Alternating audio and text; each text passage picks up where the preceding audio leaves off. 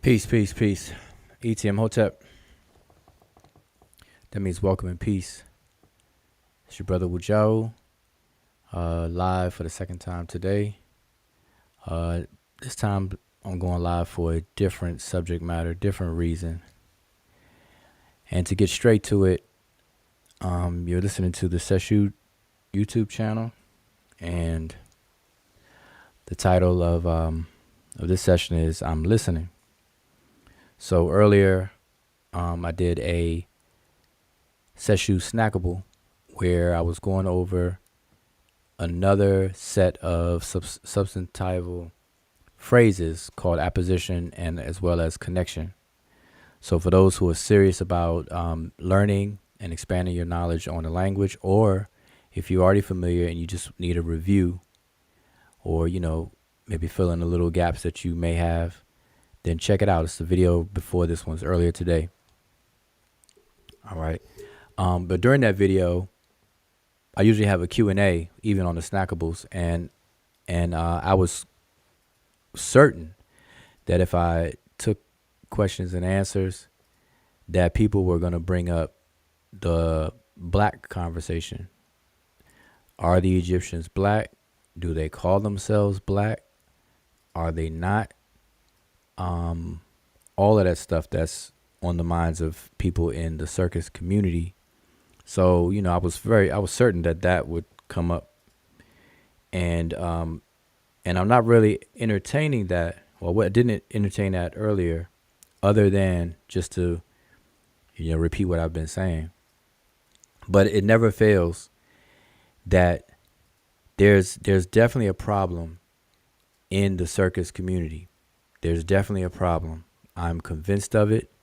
There's mountains of evidence for it.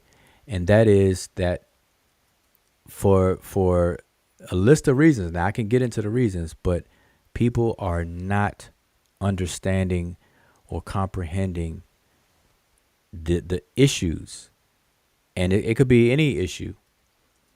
And there's a serious problem with understanding arguments, and I think it boils down to a lack of skill in logic and reasoning. It really boils down to that, because we take it for granted. We say we know the word logic, we hear the word logic all the time, but do we actually understand it and its importance or value to many conversations? Debating, argumentation, all of that relies on logic. It is the core of arguing. It's the core of debating. And debating and arguing should not be seen as a negative thing. It's a tool. Debating is a tool. Arguing is a tool. Just like fire, you can abuse it, and you can hurt yourself and others with it. Likewise with arguing and debating also. But it in and of itself is not a bad thing at all. It's actually a great thing if used properly. Just like fire, just like a knife, just like anything. But there's a serious problem. So anyway, I'm live now because I wanted to keep the video earlier down to a certain length. And so this is a separate video just to go live as a Kemet and chill, and just to listen and to show that I am listening to the statements, claims, and things that people say when I can. I catch it. People inbox me. People email me. People send me messages, Facebook Messenger, either asking me questions or wanting my input on what's being said. So many times I may not even be directly witness or hear what's said, but I can gauge it by what people are asking me. I can gauge it. I have a really good thermometer. I can take the temperature of the conversations just based on what people are asking me or what people are wanting my thoughts on, opinion on, and things like that. I can tell what the conversations are. So I know that's what's heavy on a lot of people's minds right now is the black issue on one thing. Then I know it's a constant Kemet versus the Bible type stuff going on. That's constant. That's constantly going on as well.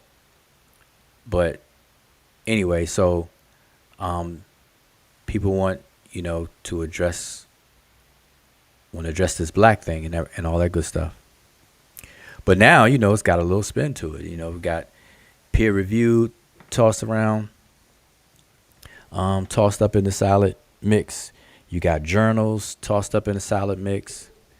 All kinds of things. You got people feeling themselves, people bragging, people crying, people complaining, all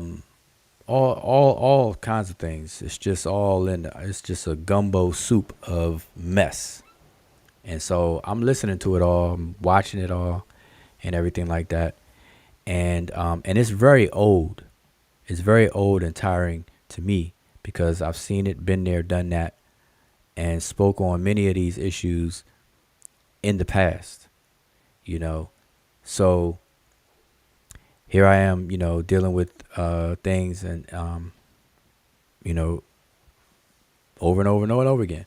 So anyway, peace to everybody who's tuned in. See, we got Brother Zane. Chris is in the building. Yeah, if you tuned in, type something in the chat so I can acknowledge your presence. I appreciate anybody tuned in, hanging out. So, this is Kemet and Chill. I'm listening. So I'm going to go over the things that I'm hearing, and I want to hear from you all. I want you all. You all are going to educate me. All right. Whoever's in the chat, you all are going to educate me. All right. You all are going to educate me this time. But before I get into anything, I do need to remind everyone that we're starting a book club. Okay, I know you're like, oh boy, another book club. Yep, another book club. We're starting a book club, and this is going to be our first book that we go over. And I want you all to see it. This is the first book that we are going to be going over.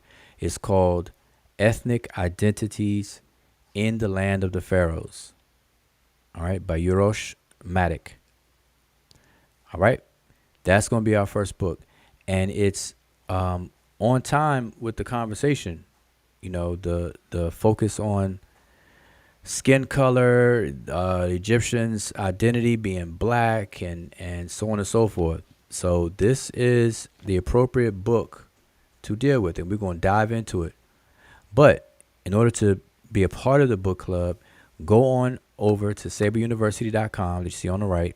Go to saberuniversity.com, and I put it up today. It looks like a course, but it's not a course. Just enroll in the Saber University book club. Just go there and enroll, and you'll get all the notifications of when we're going to start and all that good stuff. How to get the book, where to get it from if you don't already have it. All right, so make sure you go over to Saber University. It takes like 30 seconds to enroll. You just need your name, email. It doesn't cost anything, but make sure you enroll. All right, so that's going to be the book that kicks off our book club, and then after that we're going to have titles of books that we're going to walk through. And our aim to walk through these books is to one, see what we could take away from it, and make sure first we understand it, and see what we can take away from any publication that we go over. And we're going to try to choose publications that are relevant and relative to our conversations and so on. So make sure you sign up. All right, make sure you sign up. So we got Damo in the house. LA, Oklahoma is in the house. All right, so peace. Shout out to everybody who's watching. And if like I said, if you're watching, give a greeting so I can acknowledge you in the chat. All right, let me put this chat back on. All right, so anyway, so I'm listening. I am listening. and I'm going to go over some of the things I'm hearing, and I want you all to tell me if I'm hearing it right. All right? If I'm hearing it right. And y'all can educate me. 504 top level. Peace. All right? Oh, conscientiously aspiring. All right. Hotep from Black Wall Street. All righty. Yes, indeed. Yes, indeed. All right. So I'm just going to repeat the things that I'm hearing. And then I want you all to inform me if I'm hearing it right. What's your understanding of it? And I'm just listening. All right. So I want to go over some of that. All right. So we might as well go ahead and jump in. But before jumping in, all right, I'm gonna do things different. If you know, I didn't play my normal intro when I kicked this off. Do something a little bit different, a little bit different, a little bit different. This is something old because sometimes people act brand new to things, and they rely on the passage of time, hoping that people have amnesia about different things. Oh, we got brother Donnie Williams in the house. Yeah, he said, "Where's James?" I'm not sure if James is gonna be tuned in or not. I did say earlier that I was gonna go live later, and now is later. So, but before we kick it off, I'm gonna go ahead and do something a little bit different. All right, so shout out to everybody. But check this out.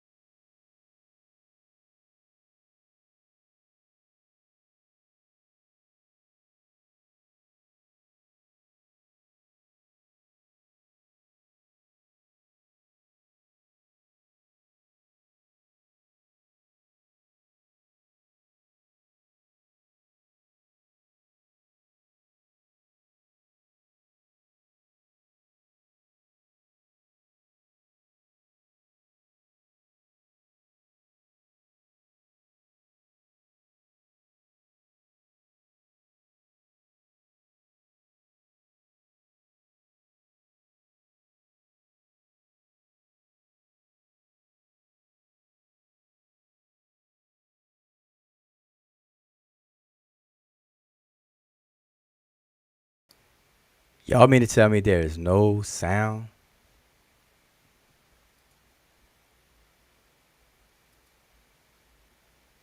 There's no sound, huh? That's crazy. Absolutely crazy. Everybody said, what happened? What happened? Which I would have done disappeared. And what happened? Um, I don't know what happened to the sound. Really don't know. But I want y'all to hear it, at least. So let me see if I could do that again. Let's try this again. Let's try again. Don't know what happened to the sound. So we're gonna try it again, y'all. But I can hear it though. That's odd. That was odd. You know what? While I'm doing this, make sure y'all make your way over to Sable University and sign up for that book club. All right, it's the first course at the top, and we're gonna post the link and all of that good stuff. All right, we're gonna do that. But I want to make sure you all are hearing this, cause y'all can hear me, right? Let me know if you can hear me. Let me know if you can hear me. Because if you can't hear me, then that is definitely not cool.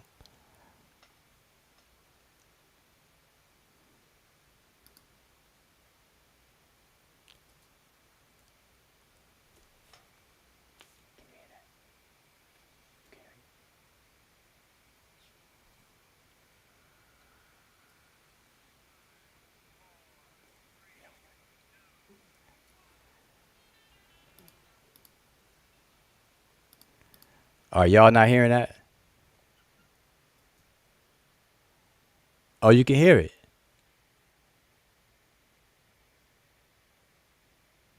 You can hear me. Okay, they say they can hear me.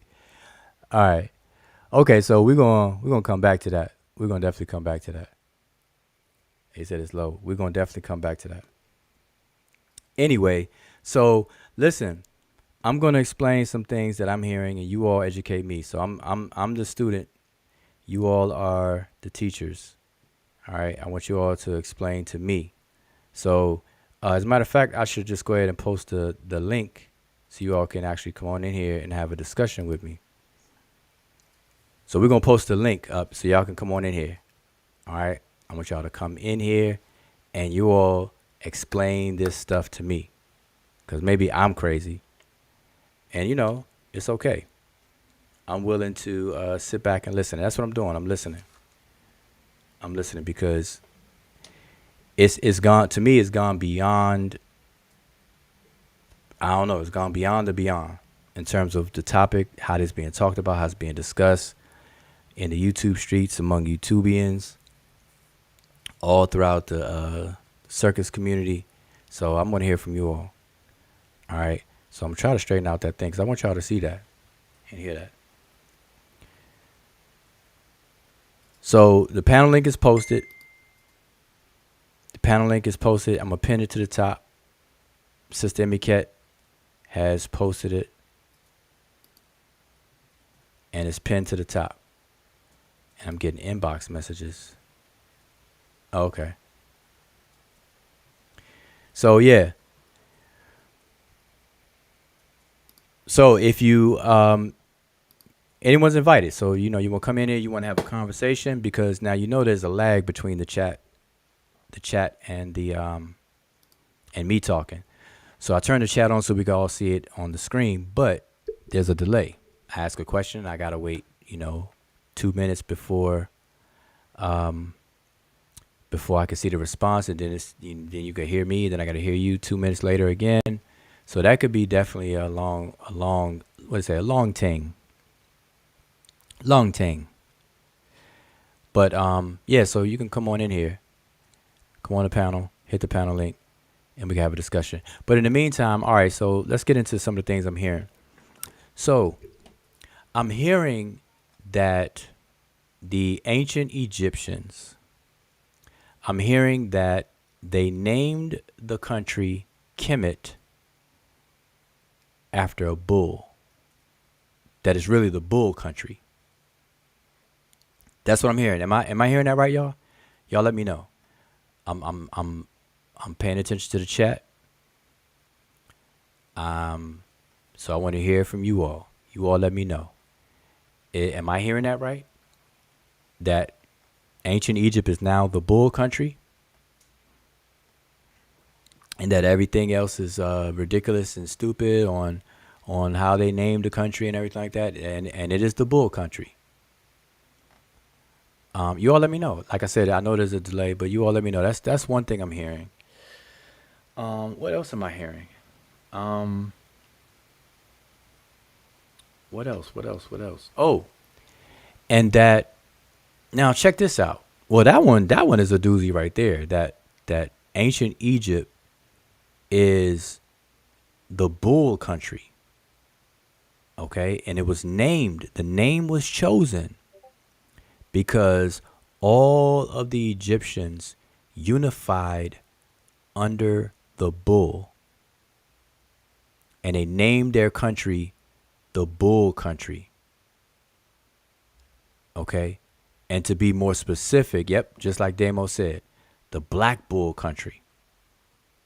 So Kemet is the black bull country, the black bull kingdom, the kingdom of the black bull, the kingdom of the black bull. So am I hearing that right? So I'm relying on you all. You all are my eyes and ears at this point. I'm listening. That's the title of this video. I'm listening. I'm listening to y'all. I'm just telling y'all what I'm hearing, and I just want to know, if I'm crazy, if I'm hearing it right, and if you want to come in here, give me your thoughts on it too. The panel link is there. Q&A, open discussion, open mic. Nobody's going to bite. It's open mic tonight because the time is right. I'm trying to think of some rhyming words. I'm telling you, I'm going to be a rapper. I'm going to be a rapper one of these days. I'm gonna get a contract. I'm gonna sign. Yep, I'm gonna get signed. Monica Lamb gonna be my hype person on the stage. Yep, Mo gonna be my hype person. Her and Cheryl, the whole crew. Yep, representing South Kakalaki. Definitely. But am I right though? Am I right? Am I right?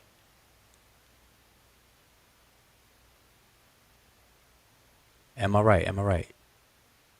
All right, so the land of the bull. Am I right though? Is that what you all are hearing? That Egypt's name for its namesake Kemet, its namesake comes from the consolidation and the unification under the black bull.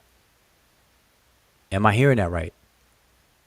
All jokes aside, I wanna know if I'm hearing it right, because there's too many conversations to keep up with. Conversations are happening on multiple YouTube channels, and you can kind of get lost. So I'm just trying to keep up. Y'all help me out here. Y'all help me out. Help me out. Is that right? So Philaitis, he says, I'm listening to a panel discussion elsewhere that is talking about Set being a donkey. Are there any known theories on his animal origin? Yes, there is a couple of them that I'm aware of. Most scholars that I'm aware of, they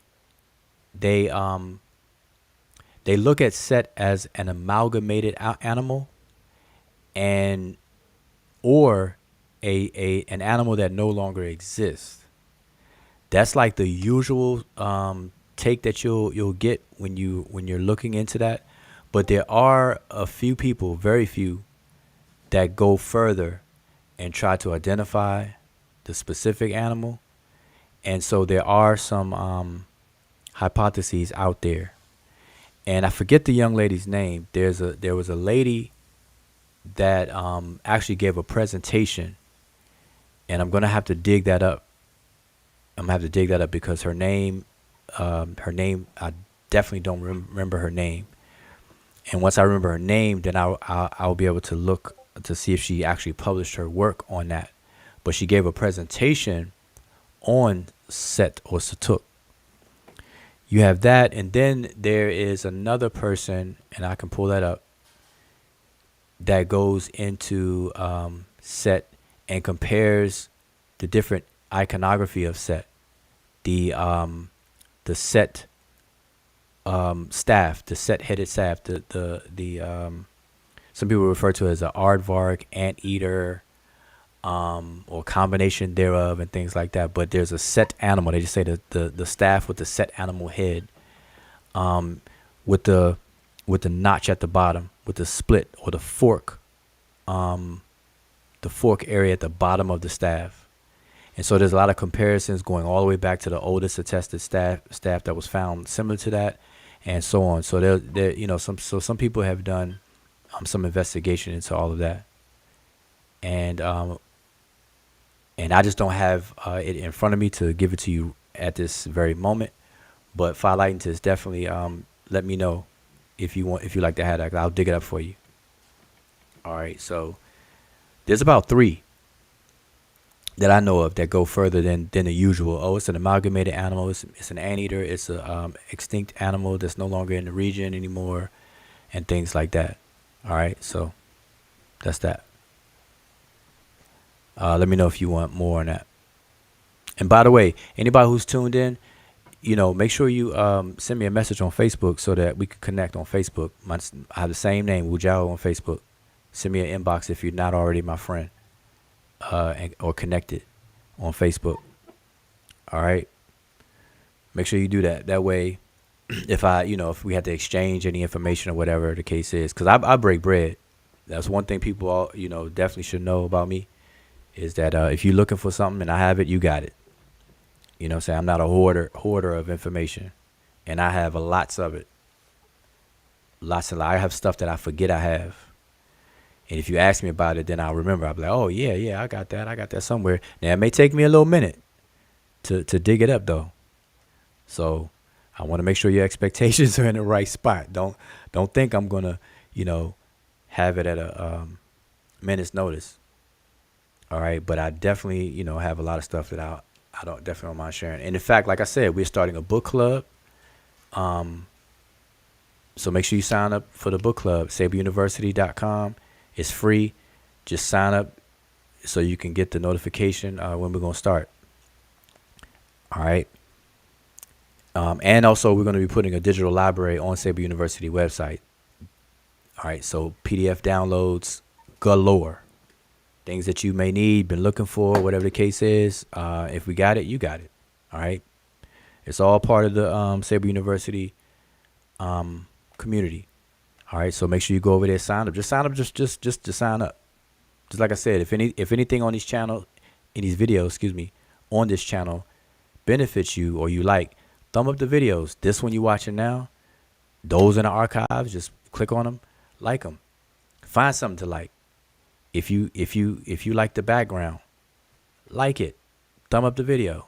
If you like the quail chick glyph right there under my my face right there, like it. If you like the color red and green put together, thumb up the video. Find something to like. Everybody's all screw face and adversarial these days. Complaining, arguing, fussing, fighting. Let's change it up. All right, so let's rewind. Let's rewind back. As a matter of fact, let me see if I can get this I want to get this video in here if I can, because I want y'all to see it. This is old, but anyway. So while I'm doing that, I'm backing up. So so tonight I'm listening to you all. Okay, I want you all to make sure that I'm not crazy, that I'm on point. So I'm going to tell you what I've been hearing from others and what I've been hearing myself, and then I want you all to tell me, are you all hearing the same thing, and you understand it the same way? Okay, so here's number one. Number one is that I'm now hearing that the ancient Egyptians named their country Kemet as a result of the people unifying under the worship of the black bull. That Kemet is actually the black bull country. Okay, that's what I'm hearing. So again, you all tell me, am I hearing that right? Number one, did y'all hear that? Did you all hear that before? Or am I just tripping? Let me know. And did I hear that correctly? Did I hear that correctly? You all let me know. Okay, let me know that. That's number one. Let's see. I can't see the chat still. Where the chat at? Okay. Oh, Christopher Willis say he never heard that. Anybody hear it? Am I the only one?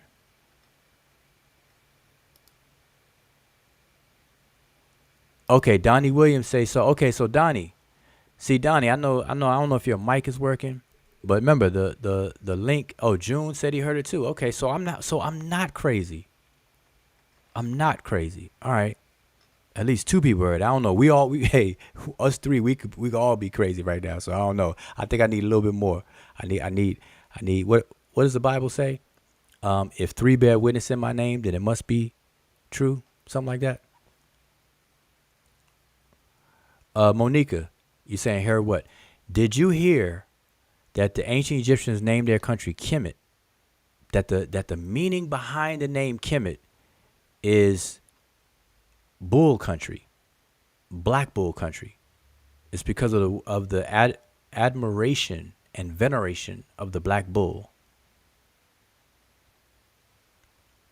So Egypt will boil down to meaning the black country. Okay, so Negus Nigist.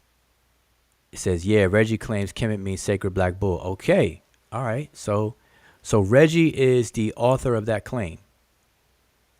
Okay, so Kemet, so the country name, the place name Kemet means the sacred black bull,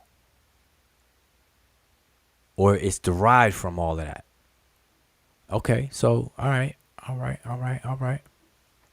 So okay, let me ask this question. Now remember, I'm just listening, y'all. I'm telling y'all what I'm hearing. What I'm hearing, you all confirm or tell me I'm wrong. Straighten me out. Straighten me out. Okay, straighten me out. Because this is being recorded now, and I'll be able to come back to this and reference it. So I'm relying on you all for real. And I know it sounds like I'm being joke or sarcastic a bit, but I'm serious. I want you all to help me out. All right, because sometimes I get the feeling that I'm crazy sometimes. So I need reassurance that I'm not. So those who did hear that, what are your thoughts on it? What are your thoughts on it? What are your thoughts on it? What are your thoughts on it? And mind you, the panel link is pinned in the chat, because if you wanna come on here and open your mic and let me know, that's perfectly fine. Perfectly fine with me. You're more than welcome. All right, because me having to wait back and forth from asking the question and waiting on you all, that's is a delay. All right, so we have the brother James is in the building. Hopefully you Peace. are here. Peace. Hopefully you are here to answer that first question for me. I don't know nothing about that. That don't have nothing to do with what the subject that I came on here to talk about. Um, Okay, you want to I talk about take something it. different? All right. No, it's gonna be in that same realm, but it kind of seems like it's some condescending stuff going on um, with this whole subject matter. Now, this argument doesn't start with me, and it doesn't start with you either. It starts back what, like in '71 with Diop, right? It actually starts in the mid 1800s, but in our heightened discussion, it starts in the 1970s with Sheikh Anta Diop and Dr. Theophilo Benga at the 1974 Cairo Symposium. Okay, so now to be clear for me to so I can clarify what I meant by that was I don't know if we even had an opposing view or if that was just something I see I from what I understand, Egyptology was comes in the 1800s and that's what they imposed on the subject matter is that it meant maybe non-black or something, and then Diop and Obinga comes in '71 in opposition of that. Is that am I correct here? No, not on Kemet. They scholars have said Kemet means was referring to the black soil, the fertile soil. Okay, so what was Diop and Theophilo Banga's position? I mean, what were they opposing? They were opposing the racial aspects of the whole early Egyptological mindset of the ancient Egyptians being non-African. Okay, so that's what now. So is that what we're dealing with right now? Or we just dealing with the people, right? Well, I don't know. Like I said, for me, the recent conversations have been all over the place. So it's hard to really tell what exactly people are talking about. So Okay, so so as viewers of your channel and a lot yeah. of pretty much the Armor Raw squad or what we call the conscious community, we all view all of you guys channels, and it seems to be a disagreement amongst the people that can read the language. Let me first say that I can't read the language. I have no horse in this race, so to speak, besides what I see based from both parties, right? Yeah. One party seems to make it very simplistic and to a point to where most of us can understand it, but it seems like on your end, is very complex, and it doesn't seem to be to where we can actually understand your argument to where we can make a decision in favor if that was the case. You know what I mean? So like what I'm saying is like we'll see them actually go into the text and show on multiple occasions why it means that. But we never see you maybe even take the same video that they're saying and then oppose it and show us why it doesn't. You see what I'm saying? Okay, so let me. All right, so stop right Hold on. I there. got a call. Hold on. Okay, I'll Okay. wait. Now Take go your ahead. time. Take your time. No, I Take just your had time. a call I had to unmute. Okay, so yeah, pause right there. So let's unpack that. So that's a good thing. I'm glad you brought that up, right? So all right, so there is a difference, right? So so let's just name names. So when Jonathan shows and shares his screen while he's studying and walking through different things, he's showing the audience X, Y, and Z, right? You know, different things. And what he's showing is where, or in this case, specific case, he showed where the word Kim is translated as black.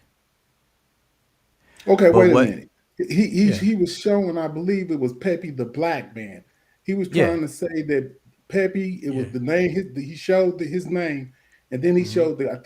I believe I'm almost certain it was the Kim glyph after that, and he was saying that that meant the y'all said the black, but he subsupposed or somebody, and he showed other sources that said that they subsupposed that it said the black man as well. So when you Okay. see stuff, okay, Well, so hold on. let's pause because I wanna make it clear to you, and I don't want to go too fast, if you don't mind, right? So there's no disagreement there. What he showed was the online TLA. We abbreviate as TLA. All right, it's a tool that all of us use and have been using for a good minute. And in the TLA, they translate Ankh Pepy Kem as the Kim part in that name as the black man. But when you go into other scholarly books and other scholars that mention Ankh Pepy Kem, Henenit Kem, Henny Kem, those three individuals that have Kim affixed to their name or title, they translate it as the black. They don't say the black man. Now Right. here's the but here's the reason why they don't say the black man. Now, mind you, I this is something that I know. I'm gonna speak for myself, but I know others know this too. But these are things that I know and have known for years and already spoke about. So there's no contention with that. But here's the issue: to show the TLA that translate that as the black man, and then the majority of other scholars, like if you were to line up scholars, let's say there's 10 scholars that talk about Ankh Pepy Kem, and only one out of the 10 translate Kim in that name as the black man, and the other 9 translate it as just the black, you have to wonder and ask yourself, why? Why do these scholars just say the black, and does this one source say the black man? That would be a curious thing, right? So what I pointed out was that fact right there, that the fact that other scholars and other sources that deal with it, that actually deal with it, not just mention it, because there are scholars that talk about the tomb and they're going to mention the tomb owners, but I'm talking about people that actually treat on the tomb and stuff like that, actually write treatments on it. They stop short of the black. And here's why, right? Because, and that's why I asked you the question earlier. When you say the black man, it has a modern connotation to it. Like we use the black man when we say we are black, or that's a black man and woman today. It means something to us today that cannot mean anything in antiquity. So scholars stay away from saying Ankh Pepy the black man, because you run the high risk of perform or being guilty of anachronisms, where you're projecting our modern understanding or the reasons why we call ourselves black today backwards in a time frame, in a time zone that it doesn't belong. That's why. And it's very simple. There's nothing complicated about that. There is no way that any ancient Egyptian or any person of antiquity could call themselves black and mean the same thing that we mean today when we do it. That if anybody thinks that way, then you're guilty of anachronism. You are applying a modern social construct where in a time frame where it doesn't exist. That's it. You see how that's just real simple like that. But now translating it as black, there's no problem. If that word Kim in his name or title is the word black, that's acceptable. And I've always said that. It's just that does it mean to them? What does it mean to the ancient Egyptian? Like, how was it used back then in ancient Egypt time? We know for a fact of how it was not used because the social classifications we have today did not exist in times of antiquity. It just did not exist. Do you understand that much? Yeah, but I don't see what that has to do with them being able to identify color spectrum. Okay, Yeah, but because like okay, we'll go back earlier to the Chief X situation, which I don't really want to go out too deep into that. But I okay, remember when you were trying to where he made the mistake of putting up a glyph where it said the Remesh, I believe, but it was a mistake because it was showing he was saying that those were Nubians, but it was actually showing Remesh based on the name, right? right, right. Okay, so off in that particular tomb or whatever, they identify people based on what they wore or what they had on, as well as the color spectrum that they used for the other people that they described, which was the foreigners, right? So that means that they do recognize even the Nubians. They color them a little pigmentation darker because they recognize color. Wouldn't that be something that you could use to recognize? Say that they recognize color, the color spectrum right there. Can I Well, interject? yeah, yeah. Go ahead. Uh, Peace and good blessings. And I think that what you just asked is something that I've been asking in a different way for the past 24 years. The what I feel is the correct question to ask is, given that we know that, of course, the ancient Egyptians were not blind. They can see color distinctions, and they also represented those color distinctions well in the artwork. The question that you have to ask, besides the obvious, did they have a racial consciousness in the same way or similar way that we do today, is did they make a national identity based on color? And if so, is there evidence in the language, in the philologically, in the writing, in terms of a racial consciousness? And did they name other people based on these so-called races? Like, it would have to, there would have to exist an entire paradigm. It's not enough just to say that they were black. Blackness had to mean something to them. So if blackness was a thing, right, in terms of a racial construct, where are the black poems? Where are the "I'm black and I'm proud" equivalents uh, to, for their day, right? Where is the racial slurs for other groups, right? Like, these are some things that come into the picture regarding the nature of race consciousness. Was there any kind of discrimination based on color? What evidence is there for that? When they describe, like for example, we have literature from the Greeks who um inform us in different ways and in different texts and in different time periods that the ancient Egyptians, they described them as being black with woolly hair, right? Do we have an equivalent on the ancient Egyptian side about everyone else?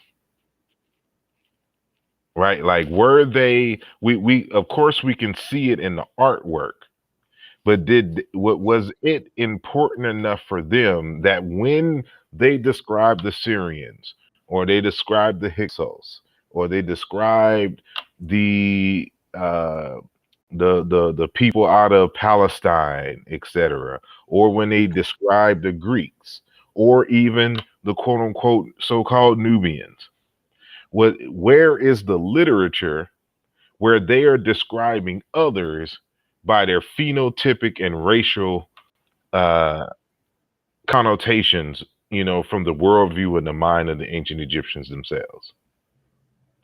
And those are the types of questions that you have to ask when doing this type of research. And this is what a lot of them are failing to do. They're just accepting the fact that, for example, like there's a word Kim in the name, and not asking, is there any other application to the use of the word, although there is, other than a racial epithet or describing someone phenotypically. Okay, hold on. Let me ask the question because I don't want to be on here too much longer. So let me ask. Okay, say the bull and the Kem glyph. Do y'all agree that that represents a black bull? No. We Well, just I want to can't keep it speak for basic. Wujawu. We don't want to go into something that most people that like me don't understand. Because what I'm seeing is they're saying that the Kem plus the bull meant black bull. No, Okay. because then you got to ask well, what's the word for bull? Either the word means bull or the word means black. But if there was a word black bull, then there would be two words. Yeah, it is. It had the Kem No, glyph and the bull. listen to what I'm saying. If you see a word Kim with a determinative of a bull, it does not necessarily mean that the bull is black. It just means that the word classified is under the classification of a bull.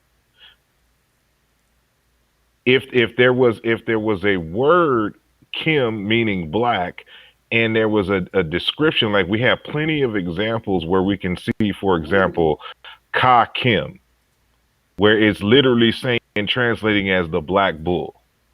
Those are two separate words in the sentence together, like you would do in English. Like there's like, what's the word for black? What's a single word in English for black bull? So what I'm talking about is the actual presentation that these people have been putting up with the black bull on there, saying that that's what it says. I See, understand that. I don't understand why Listen, y'all can't. listen. Hold on, Basar. I don't But I understand why asked y'all you a can't pull up. question. I asked you a question, and you're avoiding my I'm not a question. linguist. This is what I'm trying to get you to understand. I don't want you to argue with me. I want you I'm to have not a arguing with conversation. you. I'm No, trying to I'm help saying you to I don't understand. mean argue. I mean argue your point. I'm not saying argue. What I mean by I don't want you to argue your point with me. I would rather that the people that you are opposed to, why don't y'all get together We and already make did a that. Yeah. We've But explained hold that up, a hundred times hold already. up. Both of you claim that both of you won. No, It's not we. but I don't claim that I won. I just present my Yeah. information out there, and I'll let y'all decide. I know I won in my head and through my Okay. writings. I don't So have to explain that when to them. Nettie I Nev don't said have to that he had convince them. y'all had judges or whatever, and they all we're no voted We for don't judges. know. him. We're no judges. So he just made that up. Yes. Yeah. Yeah. Okay, You let see me what I'm make this saying? simple, This is crazy. James. Because I'm just saying, y'all James, gotta understand what we listening to here. no, James, pause for a second because I don't think you heard what Asar said because you're talking about events that happened, who did what and who said what, but you're not listening to what you're being told about that specific the word that with the glyph. What Asar is telling you is that the bull itself is a determinative. You do not read the determinative. The determinative will tell you what it's talking about, and then you have a word before the determinative, and they will tell you what the word is. So that is what you need to understand why some people might actually be wrong. Because if you understand how to read the hieroglyphs or Sesh Netcher, you will understand that the word Kem could actually be the bull itself, and that has nothing to do with the word black, because after that is telling you the determinative tells you the scope of the semantic range of what is being discussed with the word Kem. Some people just don't know how to read such nature, so they will actually read the word chem and then impose the word black on it, and then look at the determinative and then actually read the determinative as bull, and then they will say black bull, but that is incorrect. So once you understand that, you don't need to understand who said what on what discussion on what video, but just what is the right method of reading the word itself, and then having the right judgment to actually see who actually is actually reading the word correctly. And let me say this Okay. too, before you jump in, James. Let me say this too, and it's not just for you, James. I'm gonna say this for everybody listening, is that what has happened, what everybody has to get in their head, and I hope everybody does. This conversation has been going on for decades, and even in my participation in the active participation in the conversation, I've been doing it for a long time. Asar has been doing it for a long time. So what happens is we will have these conversations, and then time passes by, and you all have not witnessed the original conversations, and then somebody that you do listen to will make reference to something in the past that you all were not a witness to, and then you take them for their word on everything. And I'm not saying like it's a gullible thing. You really have no choice. So if you hear them say something, then you're going to accept it. But just understand that what you need to do, if somebody's going to say that Asar debated so and so and there was a panel of judges or whatever, then you check that out for yourself. You go see the presentations. You go see if it actually happened. Don't take people's words for it, because y'all know this circus community is a bunch of is full of a bunch of exaggerations and a bunch of stuff. Don't take it for people for their word. Go check that stuff out. All right. We had these conversations before, and what happens is people rely on the passage of time so that people can have convenient amnesia and then change their argument or try to re-argue something in a different way or mischaracterize the original arguments. And then when we're not around, then everybody believes that that's what we're saying. Like for instance, James, when you came on earlier today, you actually believe that I said Kim don't mean black. You see what I'm saying? No, see, it's limited in the text. I said, for example, like if you were to say that Kim don't mean black, I was trying to, because that was a follow up to the question that I asked you before, where I was trying to get an understanding of what is the process to get this stuff clarified, because both of you guys are saying you're right. I don't care what you say. I'm listening to both sides. They're saying they're right, and y'all are saying y'all are right.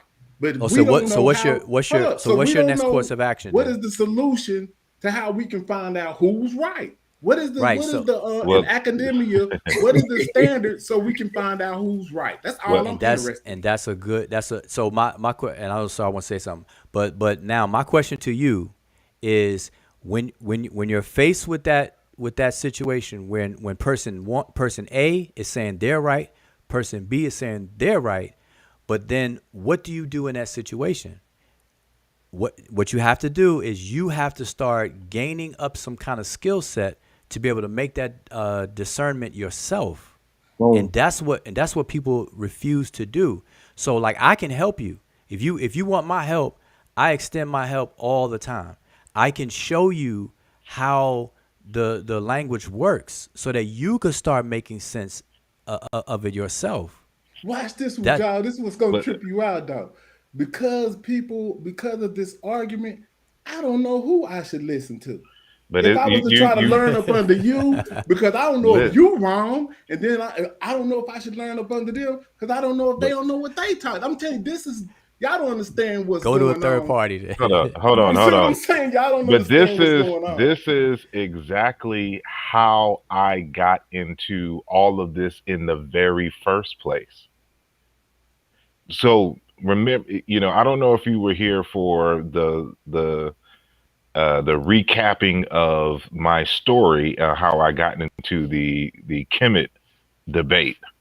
But when I came to college in 1998, 1997, 1998, there was a big firestorm in academia against Afrocentricity and Martin Bernal, Black Athena, in that series, right? So when the uh, the professor Meri Lefkowitz came out with her book, Not Out of Africa. A short time later, HarperCollins, which was the larger publisher of that text, put together a listserv so that Martin Bernal and Meri Lefkowitz and other scholars could debate the topics addressed in both of their works. So that happens, and we're introduced to a number of scholars around the world who are for or against or in between, particular points in the arguments. And the more and more I kept reading and listening and studying the situation, I come to realize, like, well, both parties are kind of sounding good, right? But of course, these are opposing arguments, so they both can't be right.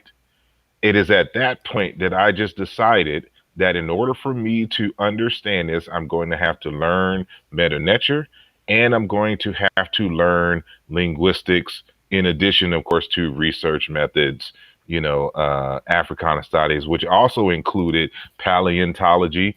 I had to learn logic and mathematics, how to do etymology, certain skills in terms of translation and philology. I had to learn certain things in sociology. And then, of course, in biology, since we're dealing with race and things of that nature. It's a whole bunch of fields that I had to study to be able to adequately get to the point where I'm at now, to be able to answer this question. But I took it upon myself to not sit here and listen to people going back and forth, but to gain the skills myself so that I can make a decision for myself. And as a result of that process, and then ultimately looking at the situation from scratch without any pre presumptions in terms of the meaning of the word Kemet, and I was able to look at it and say, well, wait a minute. Nobody on either side of the coin here has actually done the necessary scientific work to actually answer this question. And this is why, I'm at odds with everybody practically on this particular subject, But see because that I'm sorry. that's the issue, because it's like, okay, basically, are you saying that your position is a new position, and that their Yes. position is their position And, is outdated? Hold and, on, and that's what I'm keeping asking. hold on. And also in 2019, the Seshu, excuse me, the Shimsu Heri research team, which is myself, Brother Wujawu, and Brother Sunjeti, we put together a little text that goes over all of this. And so it is written down what the position is, and there's also a chapter on methodology and how we came to the conclusions that we came to. So also what you're going to have to do is actually read the material, and not simply rely on conversations on YouTube, because it's only so much that we can do and explain on a YouTube video. We have text that is written, and so you're going to have to read the text. There's no escape from that. You And know, so I don't all think your that the questions we went over in the text. It's all I written don't there think for you. I don't think that this is about Kemet with the dot T. It's about the KM. It's not. I mean, I think that's the argument that they were No, having. it's trust me, it's because of Kemet. And it all starts with this question starts with Shekhar Job in the 60s and the 70s. And he's the one who made the argument that the word Kemet, remember, because this is why the back information is very important, because one of the major arguments that was being argued was on the race of the ancient Egyptians. Right. And as a result of the racial identity issue, this is when Afrocentric scholars kept interjecting Shekhar Job's argument on that Kemet and Kem refers to black people. And he was presenting all this information, including the argument that the Kem in personal names, and even when describing Osiris and Aset, refers to their black skin, and it refers to a racial connotation. This is written. This is before um, any of us was conscious of this stuff and was probably even born. That this argument was introduced to us from Shekhar Job. And so Right. when we have discussion today, it's like what Jawu said, it's been going on for decades. You're going to have to read the text to kind of follow in chronological order. Yeah, that's hard, and so that's what frustrates me is James. Like you actually confirm the reason why I get frustrated, because as you said, and I understand why you're saying what you're saying. You're like you'll come here and watch my channel. You watch Asar's channel. You'll watch Smash channel, and then all of us, as you say, okay, we're reading the glyphs. We deal with the glyphs. We're showing sources. We can pull up the dictionaries, and you see things that we do. But now when us three seem to like we're in some kind of disagreement, now you're left like, oh man, what's going No, it's on? more than Like, three. It's more than three of y'all. I know I'm just giving the example. I could mention And more. see, and so from there, for a person that's not really into this, we'll base it based on baby reputation.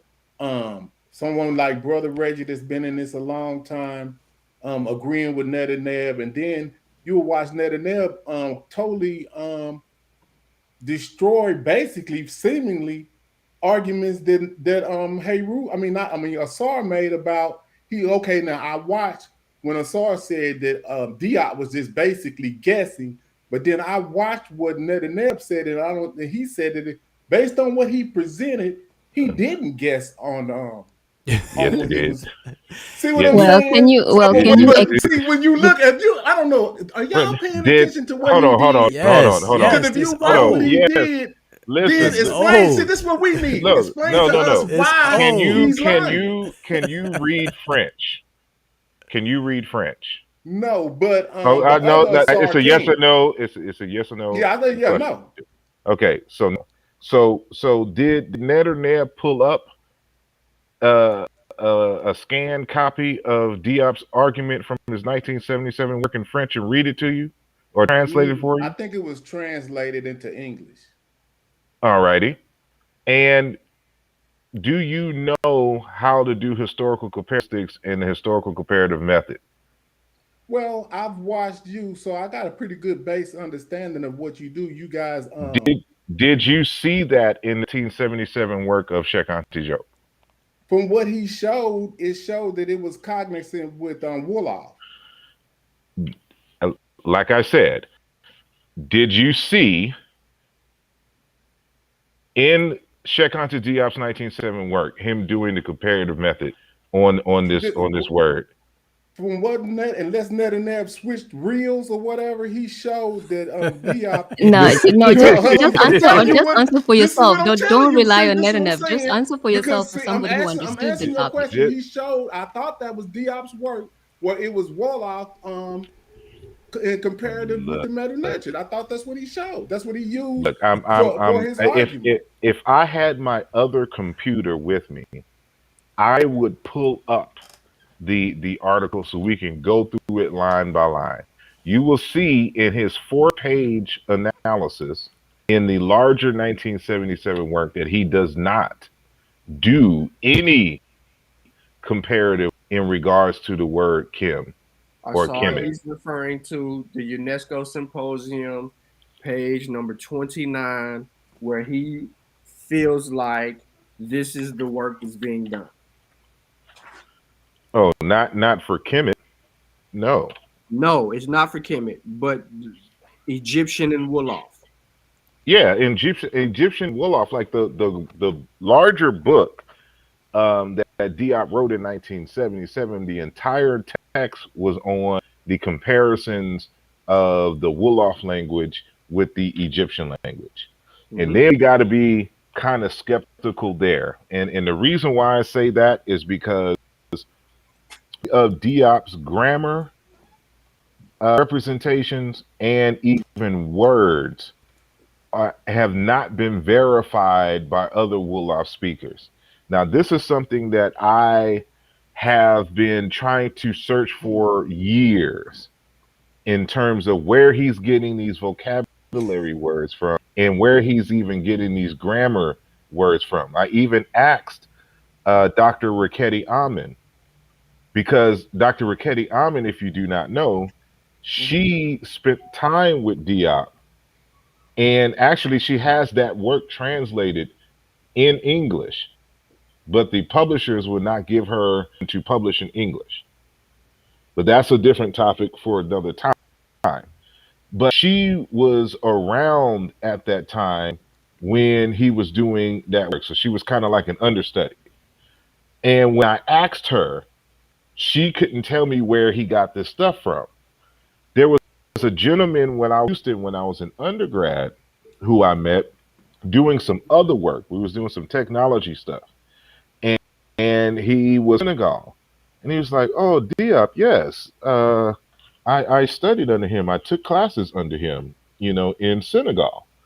And I used, and I was helping, with this work and this work and this work."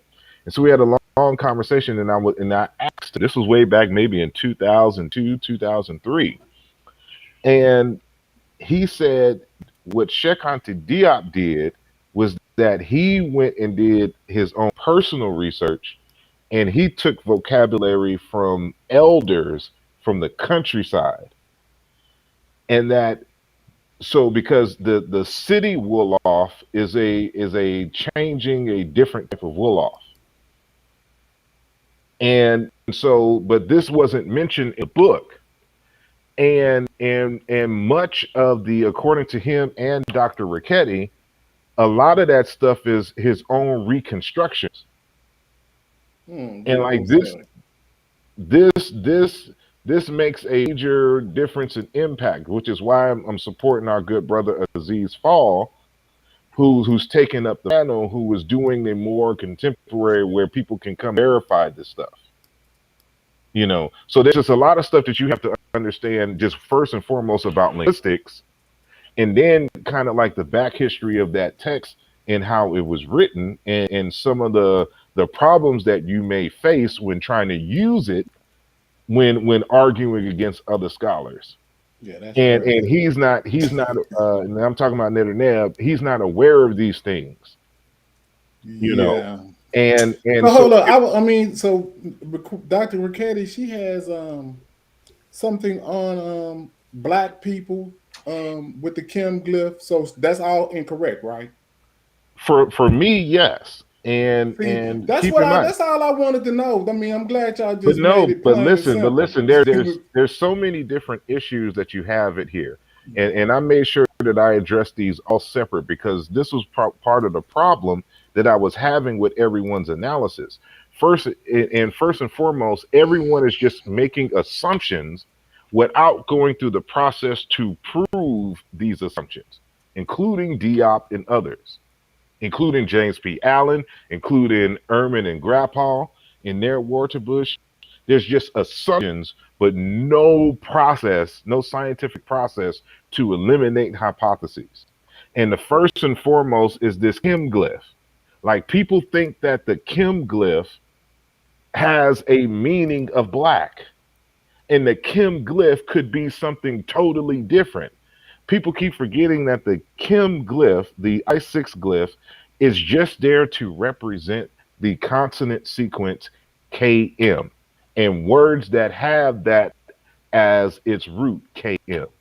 There's no automatic a priori Kem equals black in the language. Okay. So that's all I that's wanted to know, the bro. first I mean, issue.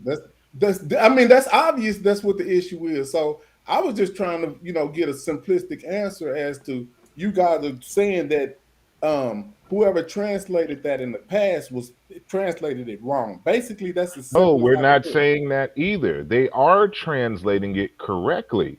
There's just the issue is in our contemporary conversations, people are forgetting that there's a K, that the KM sequence is also representative of other words in the language.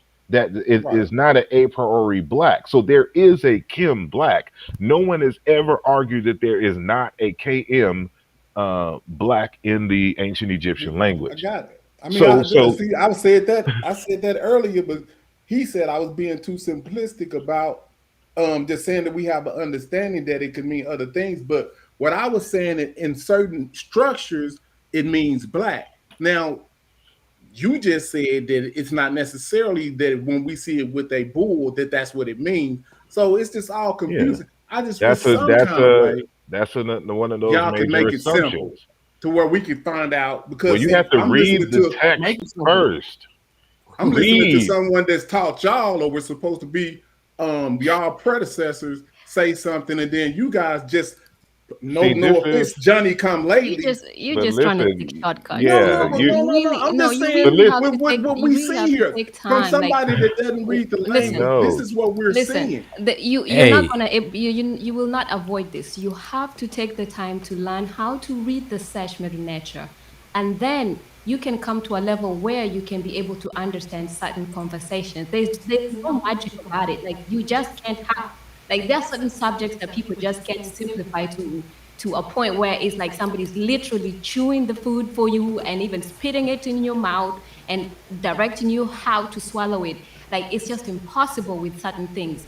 With these kind of subjects, they have tried to simplify it to a level where it can be simplified. Now you have to meet people halfway, which means you have to take the time to read, to learn how to read Sesh Netcher, so that when these arguments are brought forth, you have an understanding, a level of understanding where you can actually keep up with the conversations. Because everything you're saying is you want somebody to convince you. You want to be able to understand. Y'all are taking this the wrong way. No, you want. Hold on, because you're putting words in my mouth. Let me finish. You took this the wrong way, or y'all are taking this the wrong way. No. For me, this is just a conversation. It's not as serious to me as it is to y'all. Well, if it's not serious, then at least. But what I'm saying is, y'all have people that are supposedly taught Wujau saying something totally different. No, you don't even understand what everybody's saying. They keep saying everything. Hold on. Do you understand how science works? Yes, I understand that it can change. Hold on. Do you understand that it is not a requirement for a student to agree with their teacher, given later research that the student has done? Right. You do understand that about science. Okay, but do you understand that you guys listen to what I'm saying.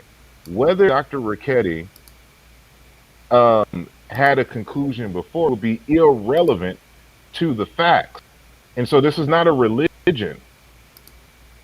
This is you don't bow to your teachers and everything that they say is God. What I'm saying, you guys don't understand. If you understand the scientific process, it would not be an issue.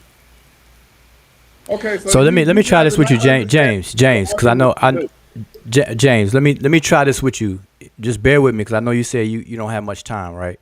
Let me just try this with you, just to kind of tease tease around in your logic flow. Okay, so on the screen, can you see my screen? Yeah. Okay, so on the top sentence I have is a Spanish sentence, but let me first ask you: do you speak Spanish? No.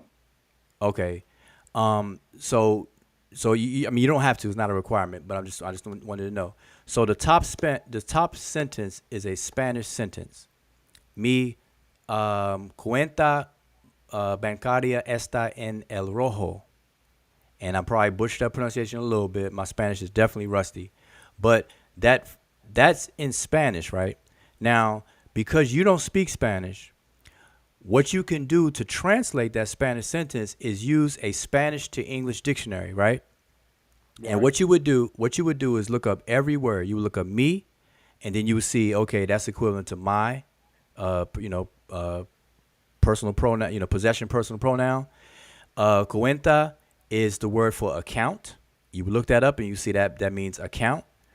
Bancaria will be the word for bank. And you look up each word one by one. Está is, en is in, and el is the, and rojo is red, right? And so you would come out in English as my account bank is in the red.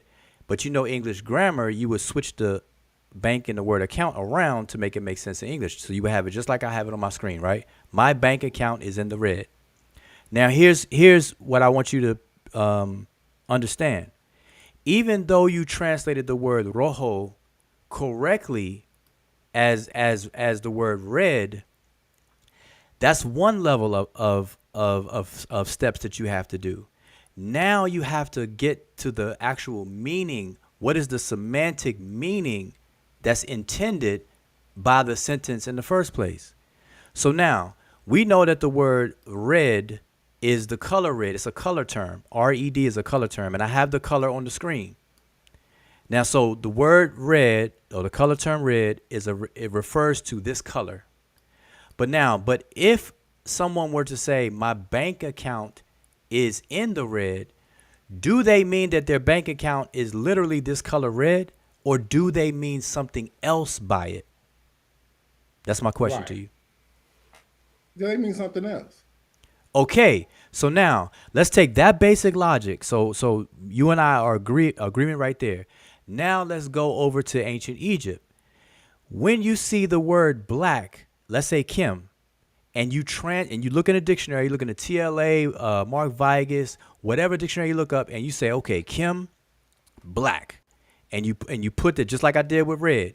You bring KM and you put it in English as black. Does that necessarily mean that the person is trying to identify them as a color, or could it mean something else? Well, work with me now. Work with me. It does not mean that you have to be black like how the text is that you have, because we know that we're not black today, but we identify as black now. Okay, so now what bingo. about Hold that? on, wait. Okay, great. I'm glad you said that. So what you said without saying it is that you divorced the word black from its literal color Right. denotation, right? Mm-hmm. And it means something other than color. You see what you did? It means something other than the color. You're using black to represent a category now, a category of people today, Right. not the color. So now, did that category exist for the ancient Egyptians? Yes or no?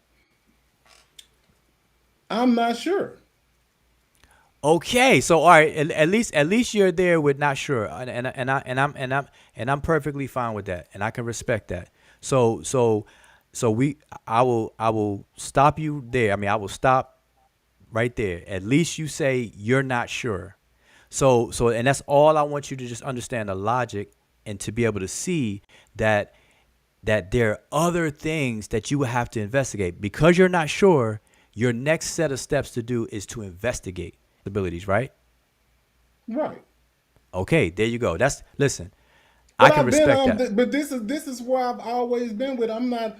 What I'm saying is, it seems that their argument is being made better than your argument like when you're talking about, It couldn't have got better than okay, what I hold on, just hold on, did hold with on. you. What you It just could did not have right got there, better than that. what I would have liked for you to do is to pull up the Kem and the bull glyph and then show me the Kem and the man determinative and show me why. That's what I'm saying. I wanted you to continue. Okay. But how would you know that demonstrating Wujawu is accurate in what you're Okay. asking him to do for you? because this is But- what the other people. What I'm trying to get.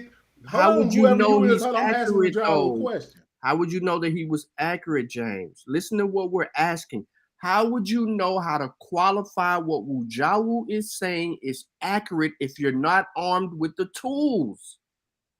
Yep, that's actually a really good thing you said, because the thing is, that's why I kept saying it looks like it wants somebody Okay, to confuse okay, you. but But the what's thing is, confusing even is if Fujao, hold on 1 second, even if Fujao pulled up and showed that, which he's done so many times, we've done it so many times on Divine Words. Everybody's done it on Asar Imhotep's page. They've done it on the old Amen Ra Squad page, the current Amen Ra Squad TV page. They're all there. Everybody's seeing that being done.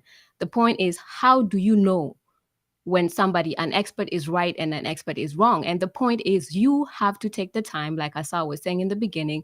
This might be something that sparks your interest to actually take the time to learn, so that you will be able to understand when somebody is right, when an expert is right and an expert is wrong. It's not a third eye thing. It's not a feeling or intuition thing. You just literally have to take the time to learn whatever field that you are interested in, because obviously you're very interested in it. We've seen you here a lot of times, and you're very passionate about this particular topic. And like you've said, you've been on so many YouTube channels where everybody's saying this or that. So now the question is, how do you now understand when somebody is saying, when Netcher is, if Netcher is right, if Netcher is wrong, if Asa is right, if Asa is wrong, if whoever else is right, if whoever else is wrong? How do you know? There's only one way. It's unavoidable. You literally have to take the time to learn. Yeah, I get because that, you're interested in but it. hold on, we And, just having a it could conversation be today. next year. So then you have to put this, just put it on the side, and then say maybe 2023 third quarter, I will actually take the time to start learning this. And then you don't need to actually be so involved in this conversation, because you're already handicapped at this particular point. You're handicapped to even know what is right or wrong. So then you just take a back seat. And then when the time comes, then you can actually be involved, and you'll be able to tell who is right and who is wrong. There's nothing else at this point. Literally, there's nothing else anybody can do for you.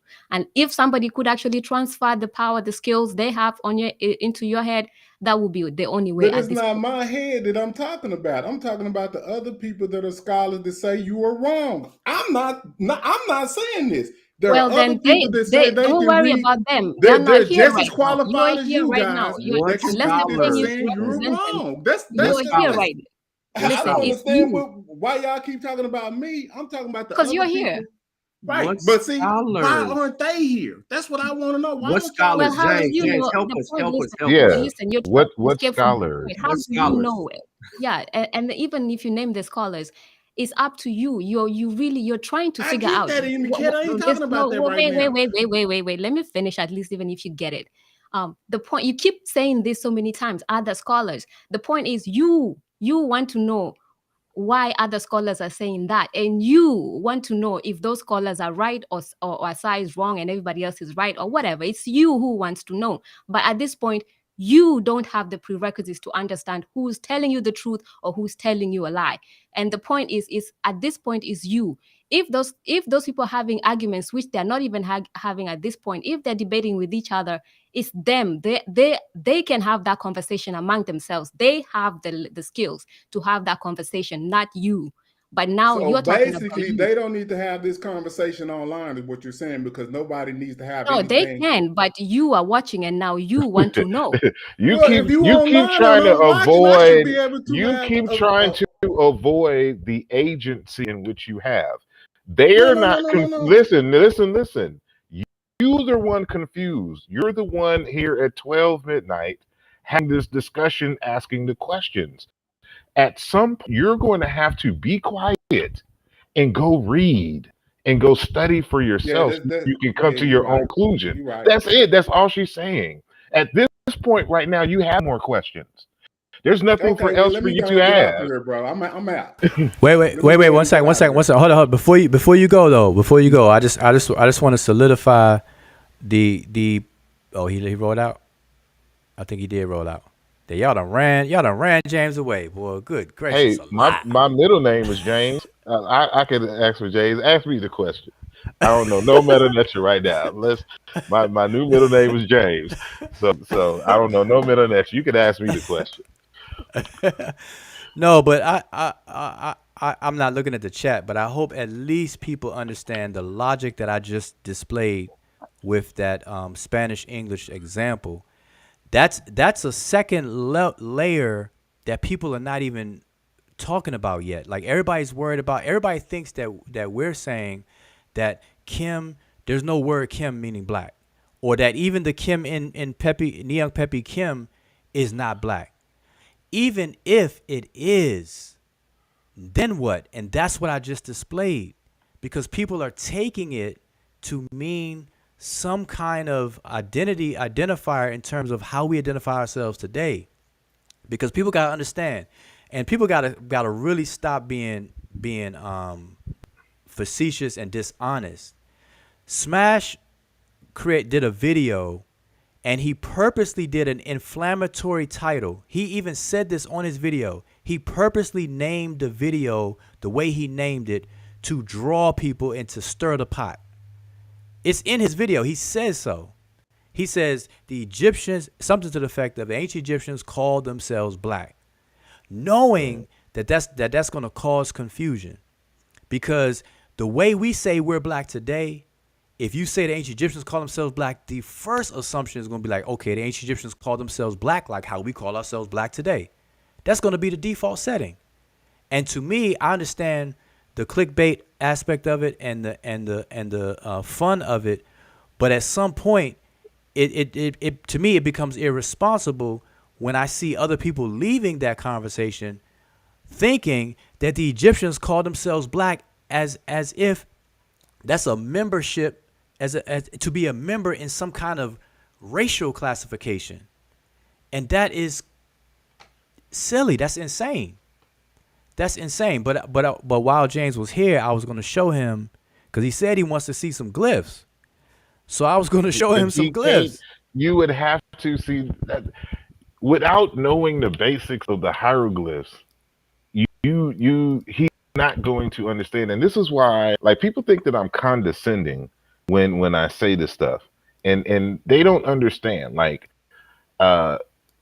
historical comparative linguistics, for example, is what calculus is in mathematics, and people want to jump straight to calculus and don't know basic arithmetic and algebra, haven't delved into trig, and they want you to explain it to them as simply as possible to where they understand, but they can understand without doing all the basic work.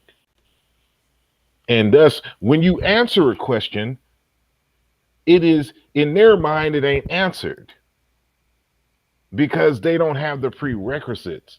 And this is why I say I'm not debating the issue with nobody on YouTube on this anymore. It's only for the academics. I can right now I can only talk to other linguists and Egyptologists on the subject, and people who have shown to have research methods, or at least is supposed to know research methods, right? It's just some folks be having degrees and just forget all about research methods, right? Right. And with people like that, you just got to let them be. You just got to remind them that you don't know anything now. Go study the basics and come back. And that's can do for folks. So if he's not even willing to read our book, which explains our position and all of this, then you got to let people like that go, because they're not serious. Yeah, and listen, for those who are watching, I am willing to help. I have classes. I've been teaching for over 10 years. I have classes all the time. The way I design the class now, you can enroll at any time. I used to do, like seasons or semesters, that type of thing, but that doesn't work. That's old fashioned. You can't really do that effectively. So I have designed it to be self-paced, and I am willing to help. And that's what I could do. But let me just show this for everybody on the screen. And I think let me put this big real quick. And I'm not trying to have this a language lesson tonight or anything like that, but I just want to at least show this to add to the logic I showed earlier. So here we have three different words in the ancient Egyptian language with three different dictionary entries. This is what you'll see in the dictionary. These glyphs. Hold up, I know y'all can't see where my cursor is at. All right, so this arrow is serving as my cursor. So we have word number 1. Word number 2 is actually a phrase, and word number 3. So I want y'all to pay attention. When we transliterate these 3 words, all of them would be ka, ka, ka. Okay? This second one has a second word here represented by a single glyph, is the word hedge, which means white. So this word right here, ka by itself means bull. When you look it up in the dictionary, it will tell you that this word by itself means bull. This phrase actually is bull white. And so we would say in English, white bull. This word is also ka. Now, if I didn't show it to you in the glyphs and you only saw a transliteration, or if it didn't have the determinative of this snake, you would assume that this is talking about the bull. But it's not. This word ka means snake. It means snake. So the importance of the determinative is critical when trying to drill down and ascertain meaning at such a detailed and minute level that we're having these discussions on. So when you see names like Ankh Pepy Kem, there is no determinative with that Kem. It's only the I6 glyph by itself. That's it.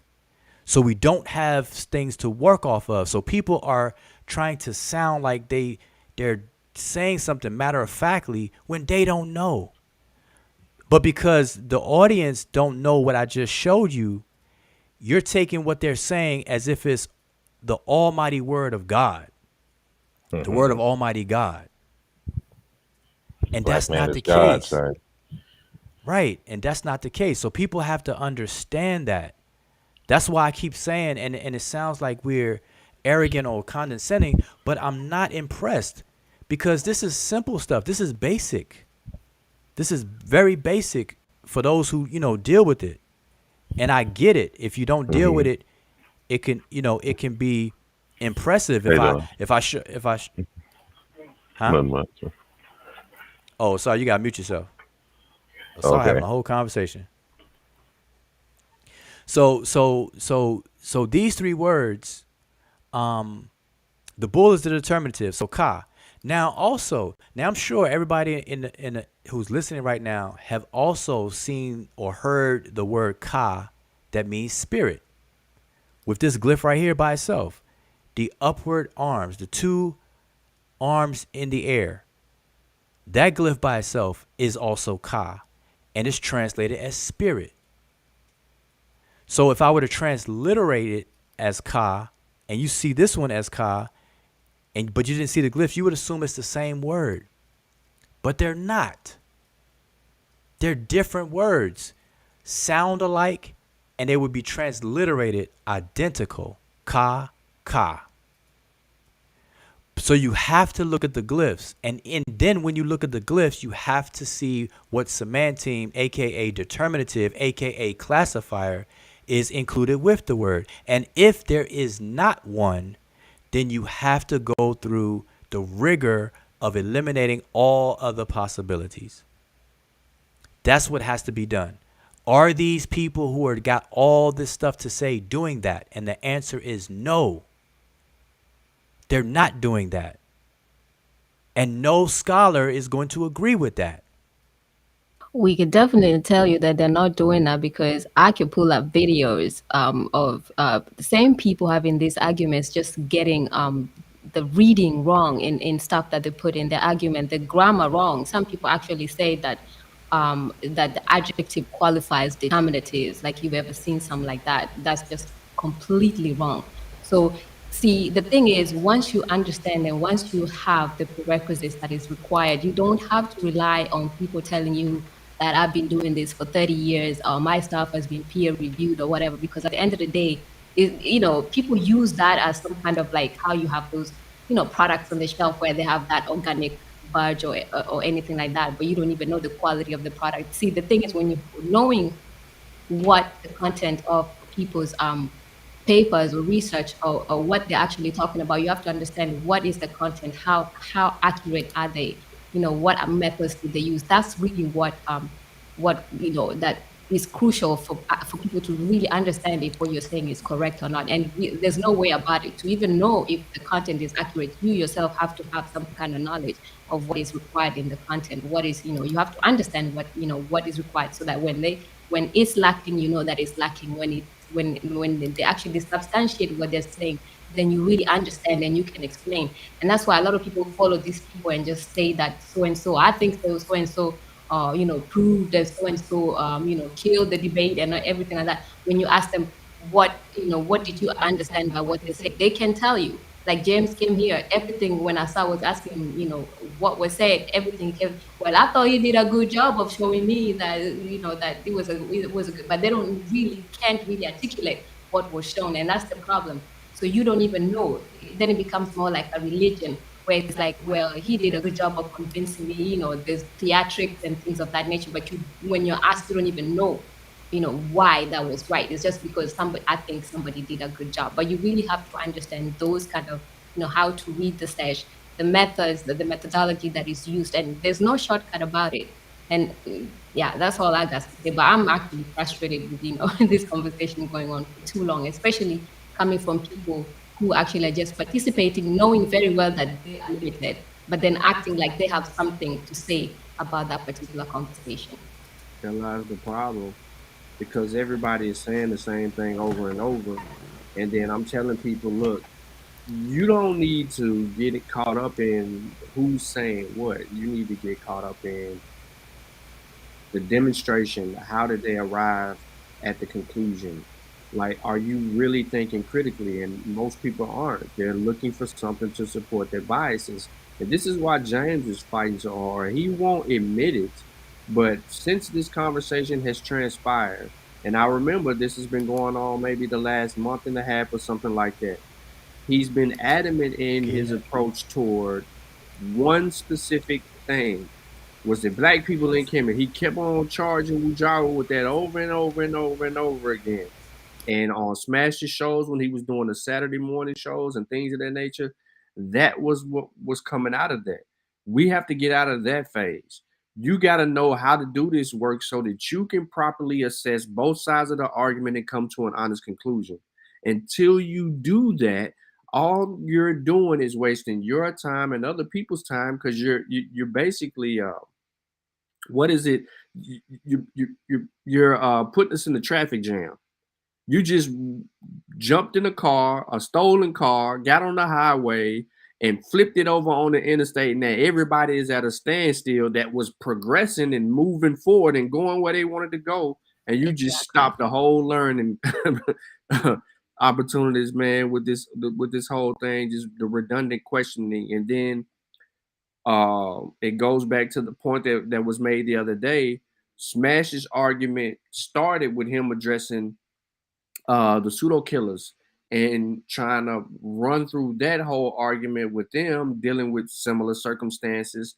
And in that argument, it opened the door for a couple of other people who have been out of the conversation to reassert themselves and then piggyback off a conversation to try to give meaning more to their arguments.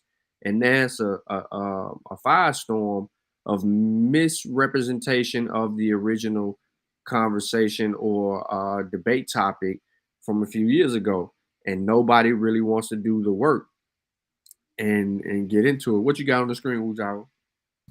Yeah, see, now that is a problem, and I really feel, and because listen, If y'all caught me, if we were in the same classroom when I was a kid, I was that kid that would actually wait for you after class and beat you up for just holding a class back. Because stuff like this really gets me frustrated. Because every human being has to understand, like, you really have to know how to read your surroundings. There's a point in class where you can tell if a teacher is bad at explaining stuff. But then there's a point in the classroom where you can actually tell that you are the problem, that everybody else understands but not you.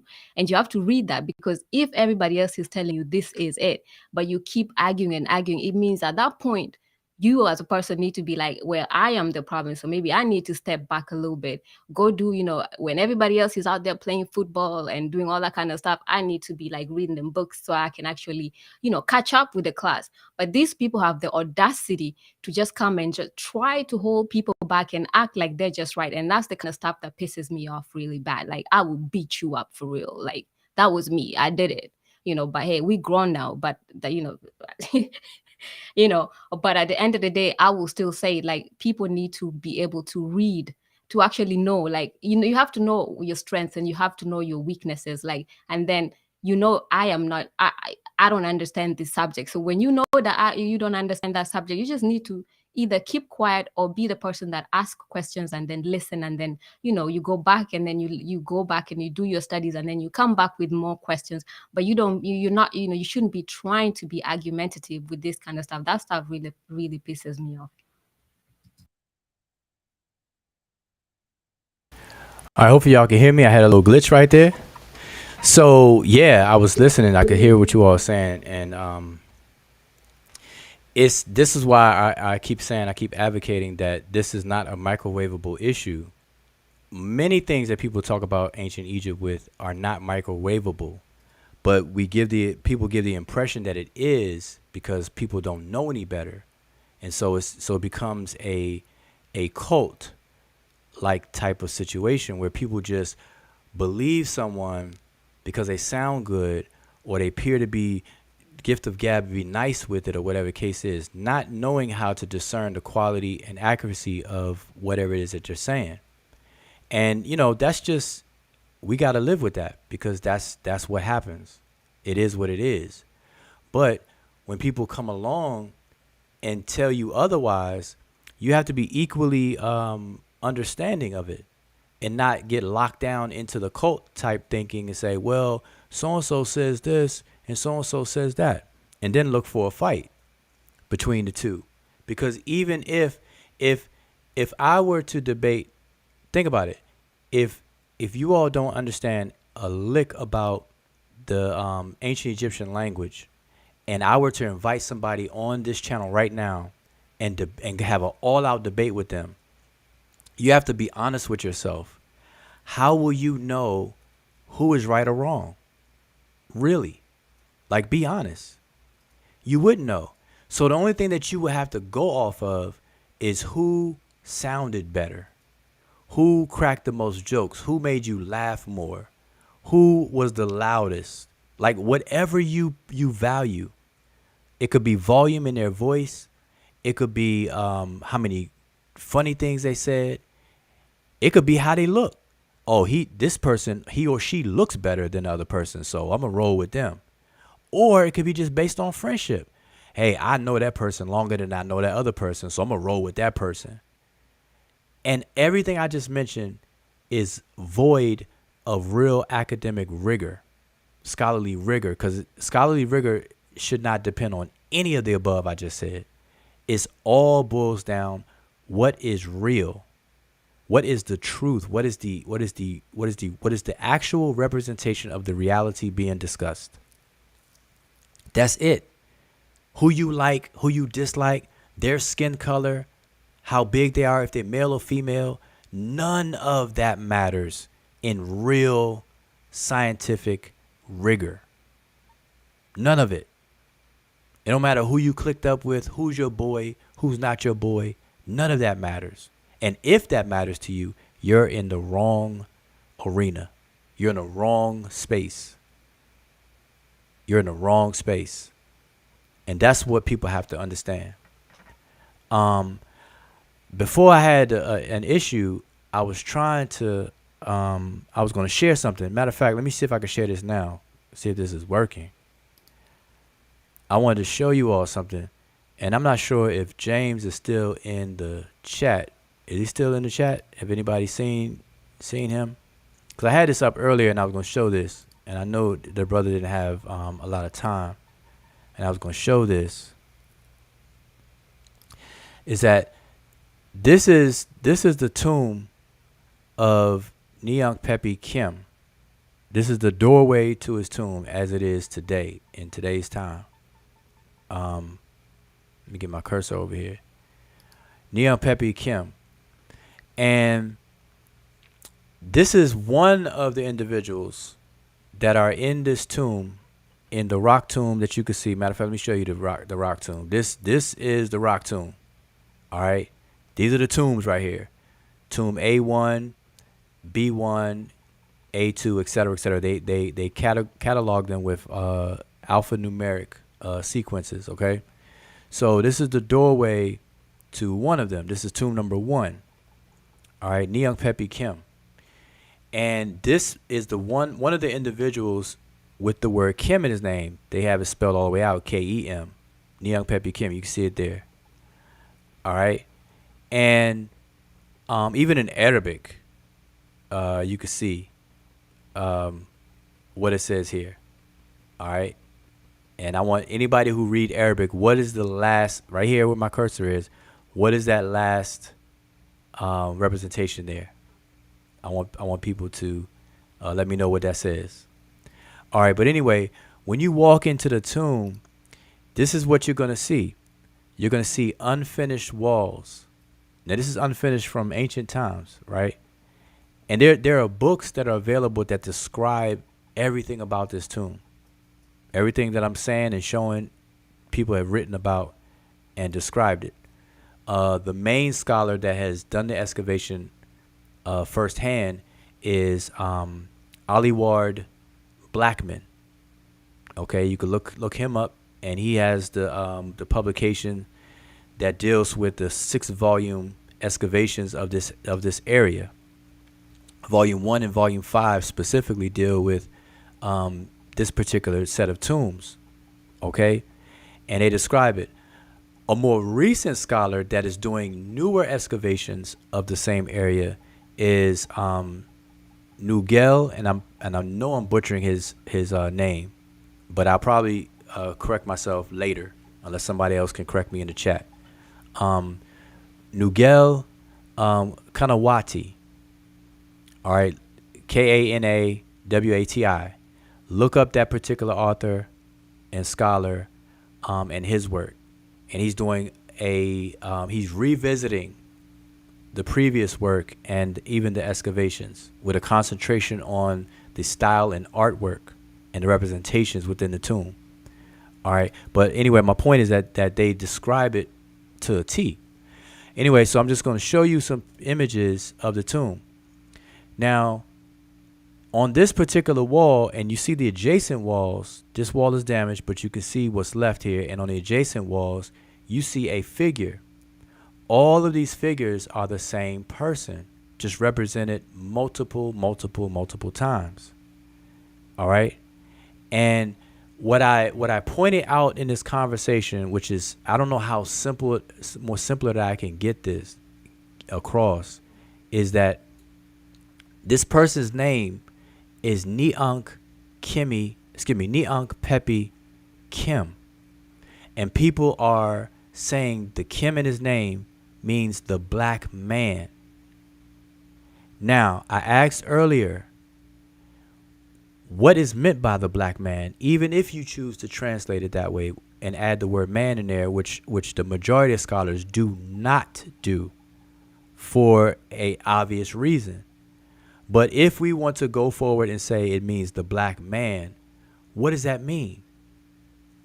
So what we can eliminate is a reference to skin color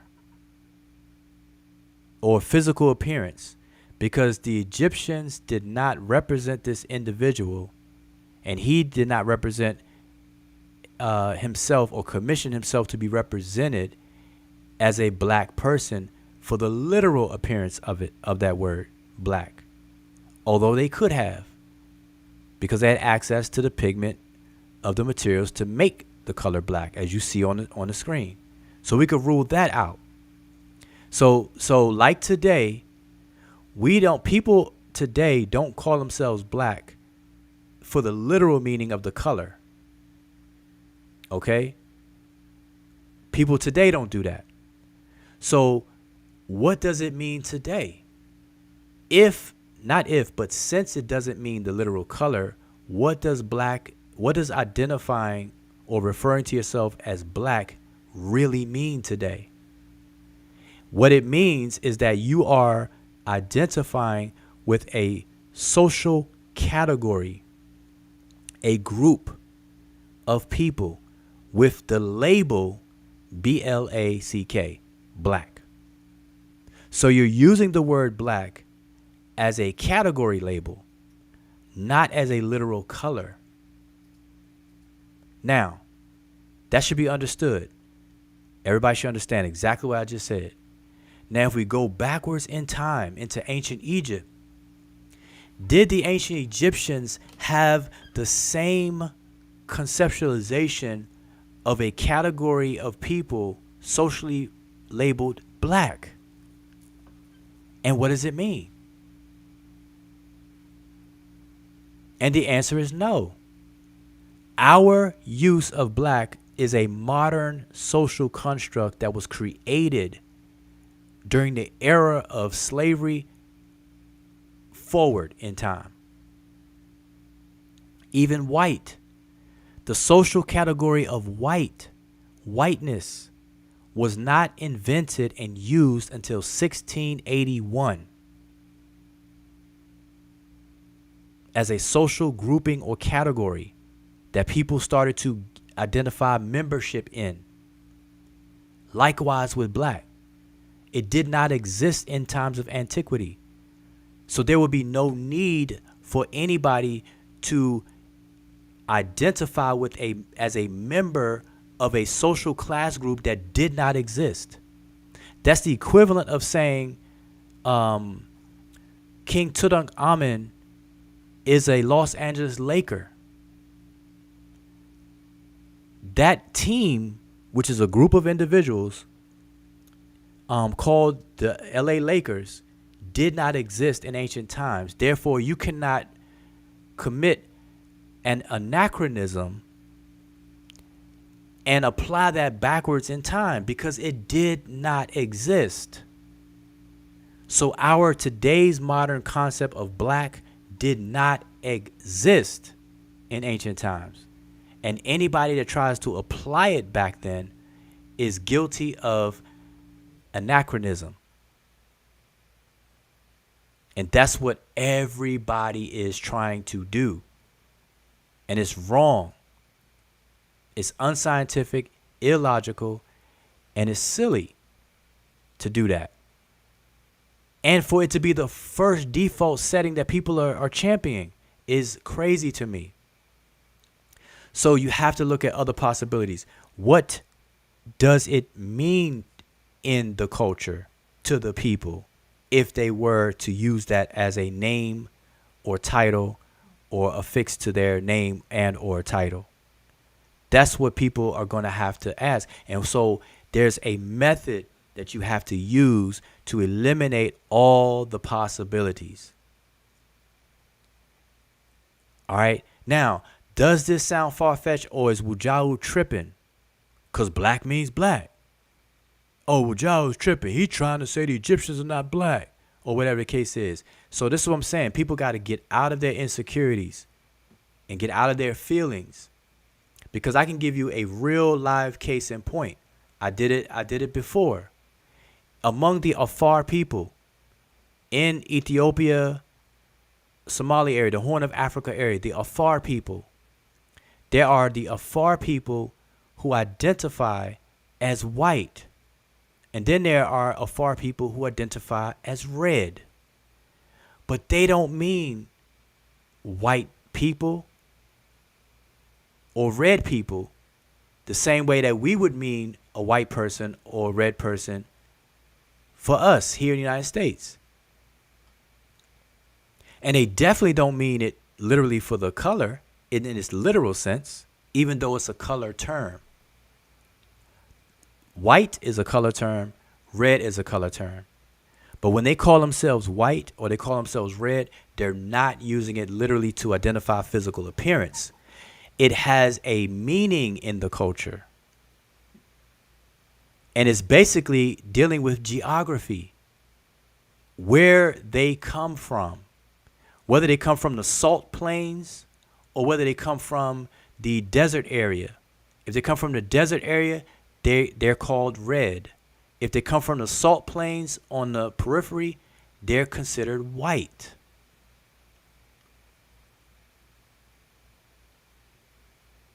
So why can't people understand that it's all based on the culture that's going to dictate what application and function do these things mean in?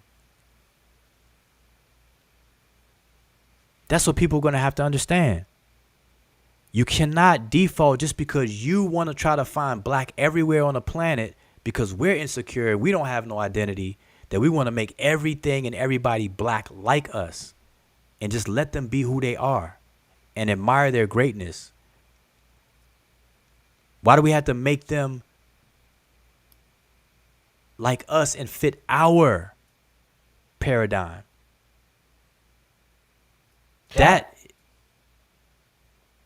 That's insanity. So hold on, let me show a couple more of these pictures. Here's another wall. You see all that? It's the same wall as to the right. So you're looking at the right side right here. This is the same room, but now we're looking at the right. Look at that. This individual is painted in the same reddish brown that all other Egyptian male men are painted in. So the reason why I emphasize this is because if the intent of using the word Kem in this person's name is to single out this person as a black skin or even dark skin individual, then it would be represented in the visual representation that we can see with our own eyes, if that was the intent. How do we know this, Wujao? Because they do it elsewhere. When they want to point out and they name and they emphasize Usir as being black, or Ahmose-Nefeteri as being black, or the young king suckling on the cow's milk as being black, they paint them black. They paint them black. Well, Wujao, I don't know about that. I don't believe you there, Wujao. Okay, well, let me just quickly show that real quick. All right, I want to show that real quick and put it right here, smack dab right here. Let me just show this real quick. I think you all be able to see it. You see that right there? That is the king suckling on the udders of Het Heru as a sacred cow, and he is black. But that same king is not painted black elsewhere. So the black has a significant figurative connotation in the culture, and it is not trying to identify a racial classification like we use it today. And it's for this reason why scholars do not translate ni Ankh Pepy Kem, Henanit Kem, or Henny Kem as the black man. They stop at the black.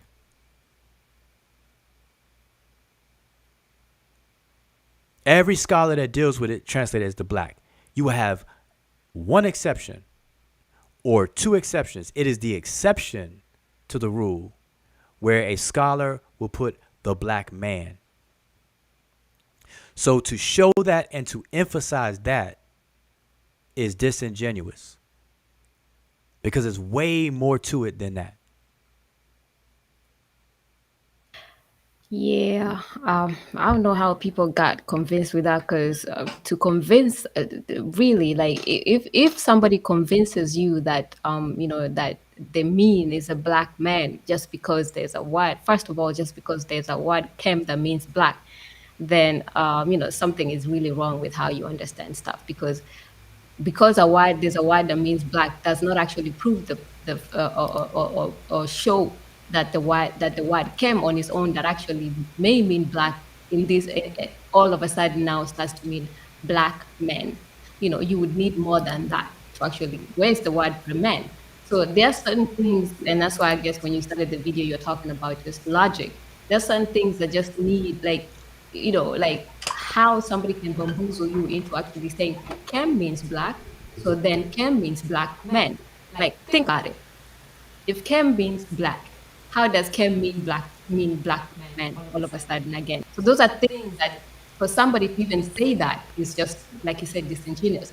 And for other people to even believe that, then you're really not using your thinking. Like, critical thinking is just very necessary. So those are the questions you ask yourself, or you're supposed to ask that person. Well, if Kem means black, where did you find the man in that? And can you show where do you have it where other people is actually, are there other people? It could be that that is the first time that this is your proposal that it means black man. Then what else other than telling you that there's a word that means black in the dictionary? What other thing has that person showed you that's convinced you that what he or she is saying about Kem all of a sudden now meaning black man or dark skinned man means that is the final, that is the deduction. What else have they shown you other than the word that Kem means black, which is just that's common sense. But what else? Because just showing that a word means black does not turn it all of a sudden into black man. So those are the things that is just basic stuff. For even people to run around all these shows and come in on this panel and be like, well, they did say this and they did say that. Like, where did they get all that? Those are just basic stuff. All right. So anyway, like I said, the conversation about all of this is going to take a mature and skillful conversation to really unpack it. And YouTube is not really the place to do it. That's why I said from the jump, people need to put pen to pad and fingers to keyboards. And it's not like people can't do that. You got people who know how to type. You got people who even have blogs. You got people who wrote papers before. So the thing is to address it in writing so that it's just more effective that way. Because one, people can't move the goalposts. People can't play the game. And I'm not saying it as a bad thing, but we got to separate the playful stuff from the serious stuff. And when you do it on paper, we'll know what's serious from the games, the playful stuff. Because I'm all for having fun, but we can't have fun at the expense of comprehension and understanding and advancement. That's what I'm not for. I'm against that. I like to have fun, but not at the expense of our progress. So I'm saying, if anybody wants to chime in on this topic, write something. Write something so that we can read it and understand the stance and the points and the evidence that's being provided, and then we can agree or disagree or expand or subtract, add to, whatever. It's actually a team effort. It should be a team effort.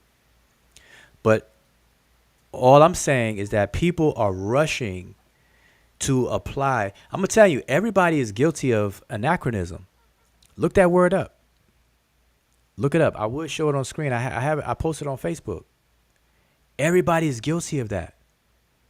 And the scholars who do this kind of work, they're careful not to do that. They avoid it. They guard against it. In fact, if y'all sign up, and it's an opportunity for me to let y'all know, we're doing a book club. And we're going to be walking through different books. Our first book, matter of fact, let me show it on the screen again.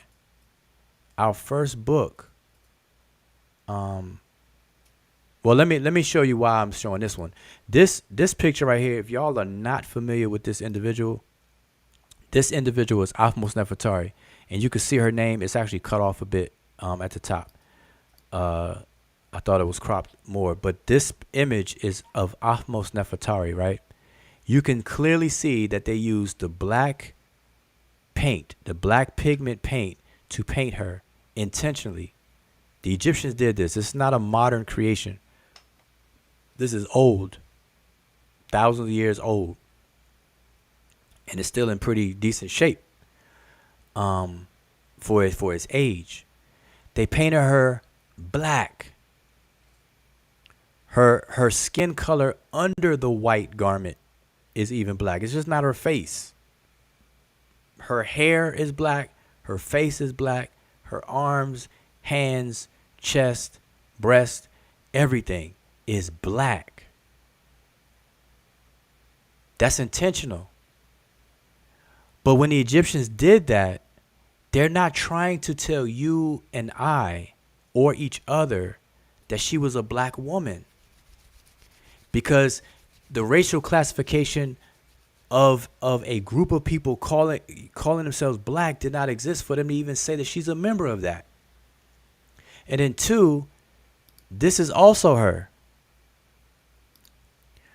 Right here. This is also Ahmose-Nefeteri. You see her name. Ahmose-Nefeteri. This is her. And she's not black. So now check this out. Either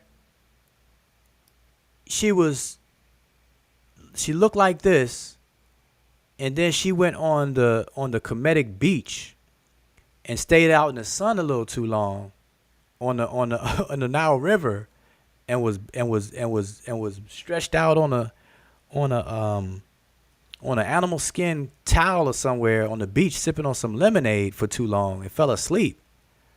Or we just have to admit that and stop playing games with anachronisms. Stop trying to project our racism backwards in time. Because that's what the modern social construct of race is. It itself is racism. And I'm going to be doing a publication on that. That's what y'all can expect from me. Two things y'all can expect from me in the near future. A full-on grammar textbook for the language, and a book dealing with the modern social construct of race with ancient Egypt as my case study. And I'm going to go into the fact that people don't even know why they call themselves by whatever racial classification that they self-identify with. People who call themselves black don't even know why they call themselves black. Really. When it's all said and done. But regardless, our modern social constructs did not exist. There were no human groupings. There were no category of human beings based on white, black, islands Pacific, Americas, or whatever you call it. And what's the other one? There's 5. 2 of them are color terms, and the rest of them, they just dropped the color. Hispanic, island Pacific, or island specific, white, black, and then Native American, or whatever the case is. So that's Ahmose-Nefeteri. That's Ahmose-Nefeteri. On the left, you have Mentuhotep, and on the right, you have Mentuhotep. Same thing with him. What'd he do? Did he chill out on the beach too long? Was he on the beach too long? Which is it? All right. And you see this king is black. And I wish I could quickly get the image of the king any other time. He's not. So these have significant associations in the culture that do not match ours today at all. All right. I wanted to show you all that. But what I was alluding to a second ago is we're starting a book club, and I want everybody to join who's interested. If you're not interested, then hey, no love lost. But we're starting a book club, and this is going to be our first book right here. It's called Ethnic Identities in the land of the pharaohs. This book touches on exactly what the title says. It's going to deal with ethnic identities in Kemet, in ancient Kemet, dealing with the Egyptians themselves and their neighbors, and how people are guilty of anachronisms when they apply. And this book is great because this book walks through the racial application of these colors by all these different scholars, from Breasted to Reisner to Flinders Petrie to Gillen. Man, if y'all read the things that these early Egyptologists said about black people, who they call black, it'd be a riot. You would turn over the tables. But this is the book we're gonna go into, and this book lays it out. This is one of the books that lay out this issue, and we're gonna start here. So sign up. Go to saberuniversity.com and enroll. It's free. Just enroll in the course you see that says Saber University Book Club. That way your username, your name and email will be on the list, and you'll be notified when we're gonna get started. This is gonna be the book. We're gonna walk through it like we got sense, like we got some sense. It's not about being a YouTubian and arguing and trying to one up on somebody and try to debate and fight somebody in order to learn something. That's entertaining and it could be fun, but we can't be doing that at the expense of our growth and our progress. And that's what I'm against. I'm all for having fun, but I'm against when fun gets in the way. That's what people are doing. They're having fun at your expense, at the expense of your progress in this. Confusing. The brother James was just on here, confused as all outdoors.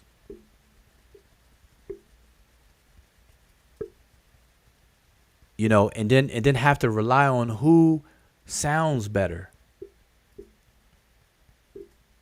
There's a lot of people that sound better than me. It don't make them right. I may sound better than others, and it don't make me right. That's not a litmus to test that. That's not the prerequisite to test all of that. That's not it. That's not how you do it. So listen, if anything that we say on this channel has benefited you in any kind of way, thumb up the video. Even if you don't agree with what I'm saying, find something on the channel that you like to give yourself the excuse to thumb up the video. If you like this person's book cover, thumb up the video. If you like our Saber University logo, thumb up the video. If you like the color green, thumb up the video. Thumb it up. All right. But anyway, so listen, this is Kemet and Chill. The panel link has been pinned up there. I see people in the chat. I'm trying to see what's going on. So any hold on, what time is it? All right, we got about 15 minutes. So we got plenty of time because I want to hear about that land of the Black Bulls. That was the initial question that everybody ran away from. Okay, so let's go back to that real quick. Let me shrink this. Let's go back to that. Oh, I was showing y'all some of the tune. Hold on. Let's take a tour of the tune. Let's do some field work. Here's what people call field work, right? Let's go through some more pictures. Here go another angle. That's the other angle. Here's another angle in a different area of the tune. Look at all that. Y'all see that? Look at that. Will it switch? Look at that. These people are none of them, not a single one of them is painted black. Look at this. We could walk through all the tombs. It's the same standard canonized reddish brown paint. Look at that. Look at the top up here. All of that. And again, to reiterate the point, if the point was to single this person out as being black, so much so to put the word Kem in his name and his title and everything like that, to mean that he is black as in a black man, they did not do that visually at all.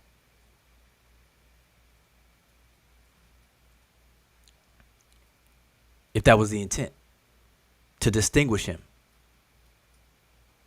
And what people don't know is, and we're going to discuss this in the book club. See, we're going to be mature and we're going to walk through the conversation. So that's why I say you don't want to miss out on the book club. All right. Sign up for it.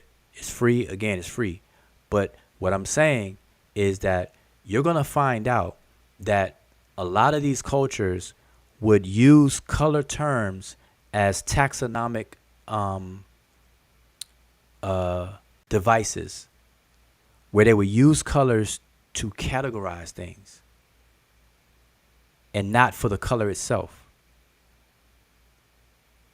And the rules of inclusion and exclusion from within a category, or to exclude something out of the category, is solely determined by the culture itself and has nothing to do with how we do things today. Nothing. Nothing at all.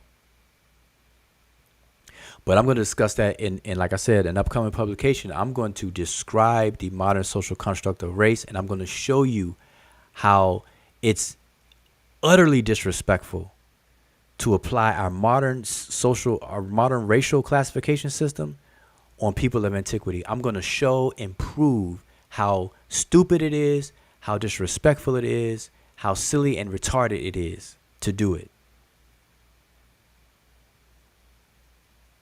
I'm going to show that. I'm going to lay it out. I'm going to make the whole case for that. And after people read it, I don't want to hear it no more. I don't want to hear anybody trying to apply our modern system backwards in time. I don't want to hear that. But anyway, here's more of the tomb. I mean, I can go through the tomb. These are all pictures from these tombs. Ankh Pepy Kem, Henenit Kem, Henny Kem, Sinbi, Pepy in the middle, Pepy in the top, Pepy in the bottom. All right. And if you want to see them dealing with cattle and bulls, look, they're tying them up. Here's a big shot. It's kind of blurry. Another one closer. These are all people in the same tombs. Look at this. They're all painted in the standard reddish brown. A shade of desher, as they call it in the language. Not Kim, black. All right, so anyway, enough of that. I want to get back to what Emicat, what you were saying. I want to get back to this, to what I'm hearing. So let me back up. I'm gonna go all the way back because we got some more people watching. I want to know what y'all think, what y'all saying. Let me put this chat back on the screen so we can see what everybody's saying.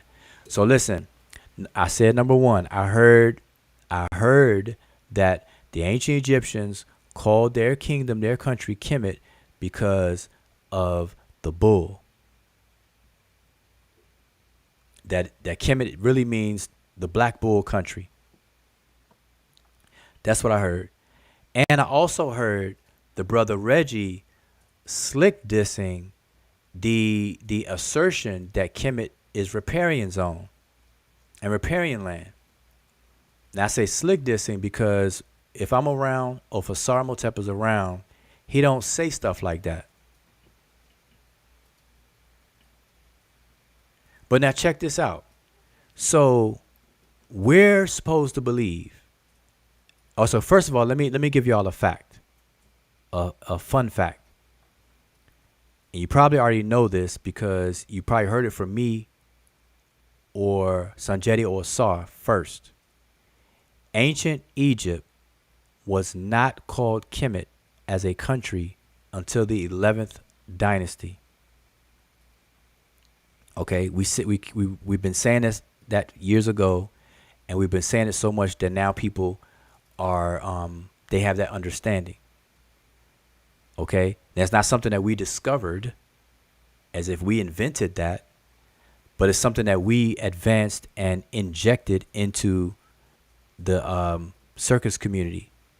That Egypt didn't get its name Kemet until the 11th dynasty. Prior to that, the country as a whole was called Khenu, which is interior. It was called Tawi, which is the two regions.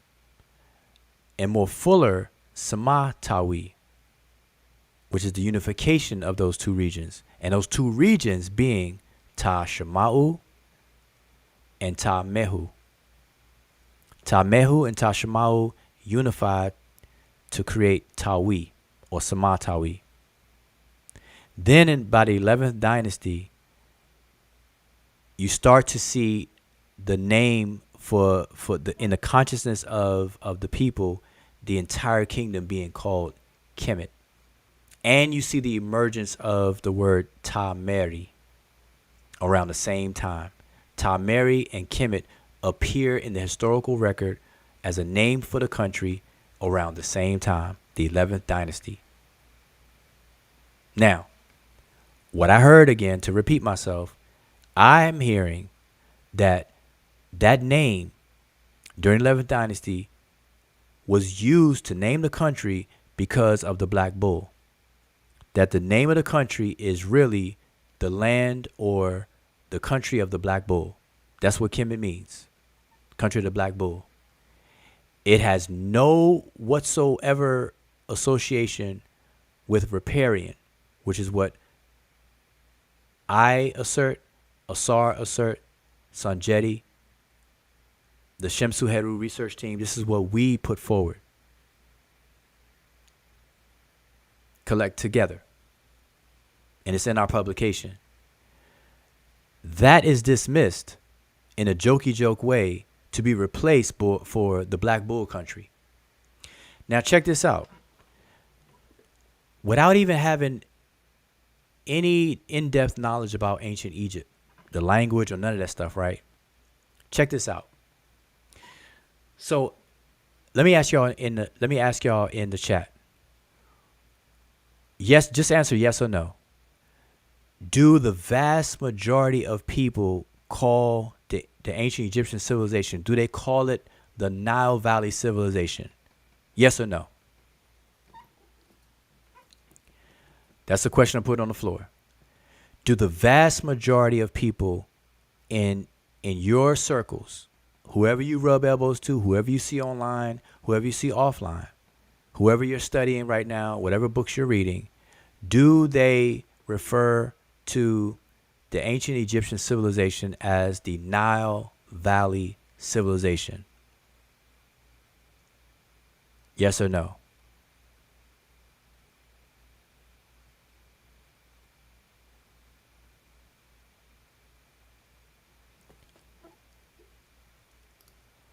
Hey, Tony, if you are referring to me, go to it's supposed to be N. Go to an actual linguistic Egyptian scholar. You know you won't. Tony, you don't know me at all, and I don't know you at all. Okay, that's number one. Number two, Wujao stays ready. Bring your Egyptian linguistic scholar here anytime you like. Everybody's bearing witness to me tell you that. Bring your Egyptian linguistic scholar. Don't bring a YouTuber or YouTubian. Don't bring these pseudo people. Don't bring these folks that we're talking about. Bring an actual linguistic Egyptian scholar here. I dare you, Tony. All right? You don't know me to say I won't. So I'm not only refuting what you're saying, but I'm challenging you to bring an Egyptian linguistic scholar to the channel to advance any assertion that you want to make that you can't make on your own. That's why you got to bring them in the first place. Do that. All right? So let's keep it moving. So back on my question. So you all are saying that well, I don't know. I'm seeing some no's up there. Is it yes or no? I'm seeing mostly yes. The question is, do you or do you not hear the ancient Egyptian civilization being referred to as the Nile Valley civilization?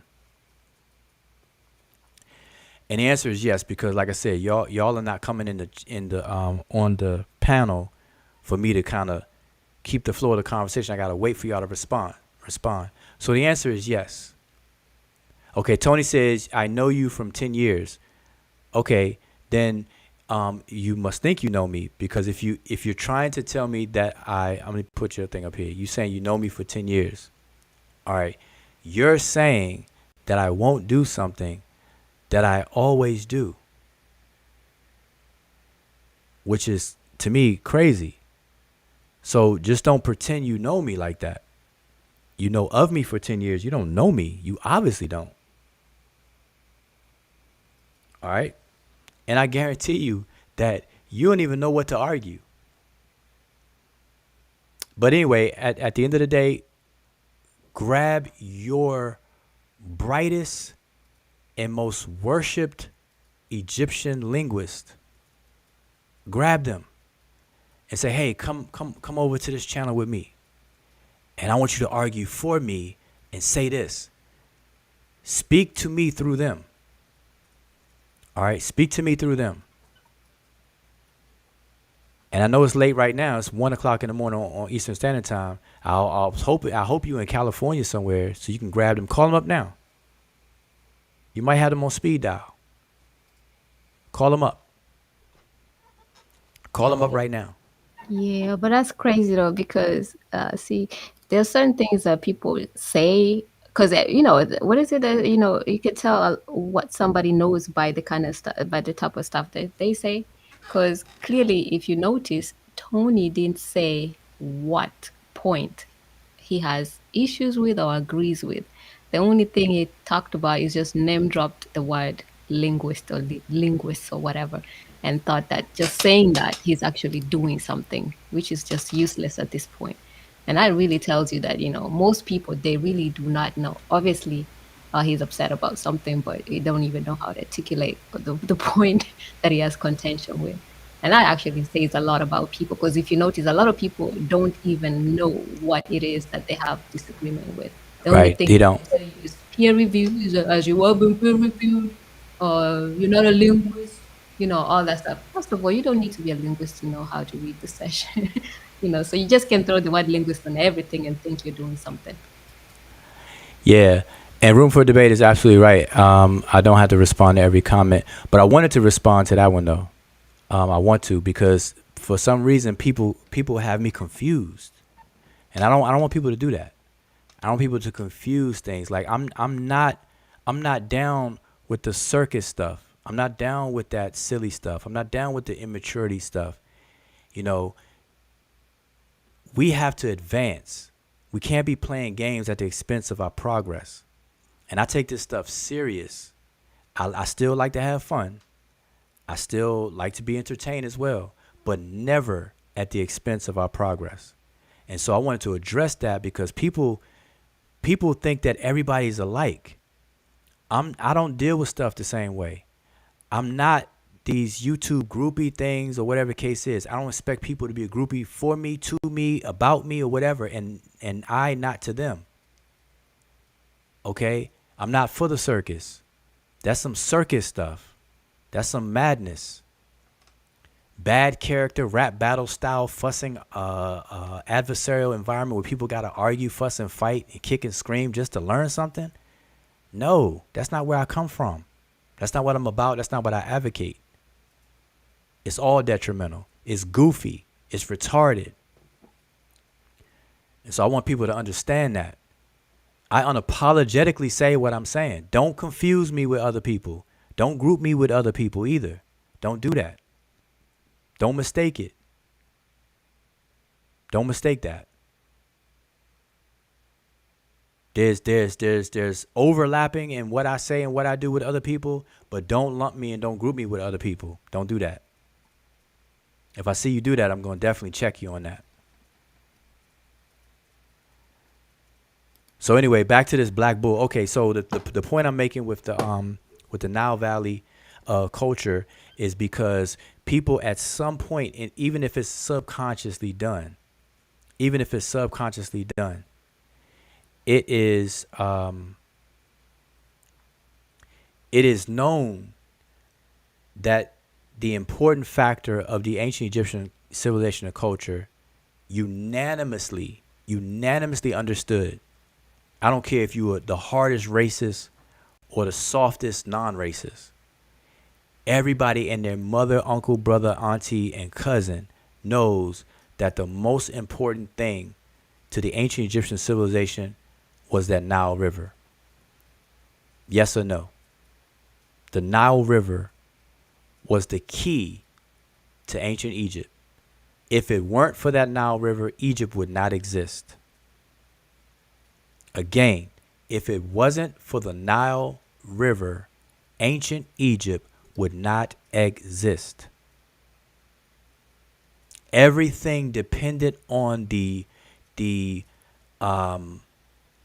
ebb and flow, the swelling and the reduction on the banks of that Nile River, called the flood, the inundation. Everything was based on that. Everything. That was the lifeline of the ancient Egyptian civilization, kingdom, culture, and everything. Called by them the Happy Iteru. The river Happy. The Happy River. It was everything to them. So for anybody to come along to say, and see, this just shows and proves that people don't know what the word riparian means. Just because you don't know the word riparian and the first time you ever heard the word was from one of us doesn't mean that it doesn't apply. Your job is to look it up and see what it applies to. And we show it, we define it.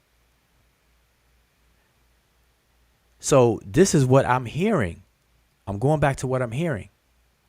I'm hearing people say, specifically the brother Reggie, say that riparian is nonsense. The riparian is silly. To say riparian is silly.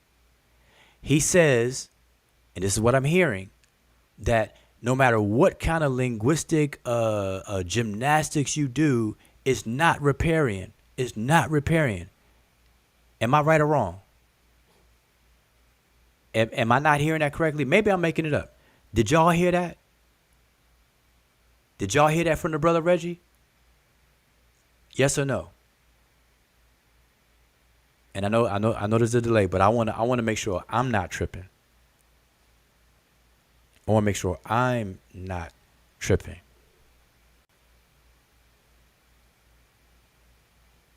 See, it is a delay. There's gonna be an awkward silence. So I'm not for that awkward silence. There. So, okay.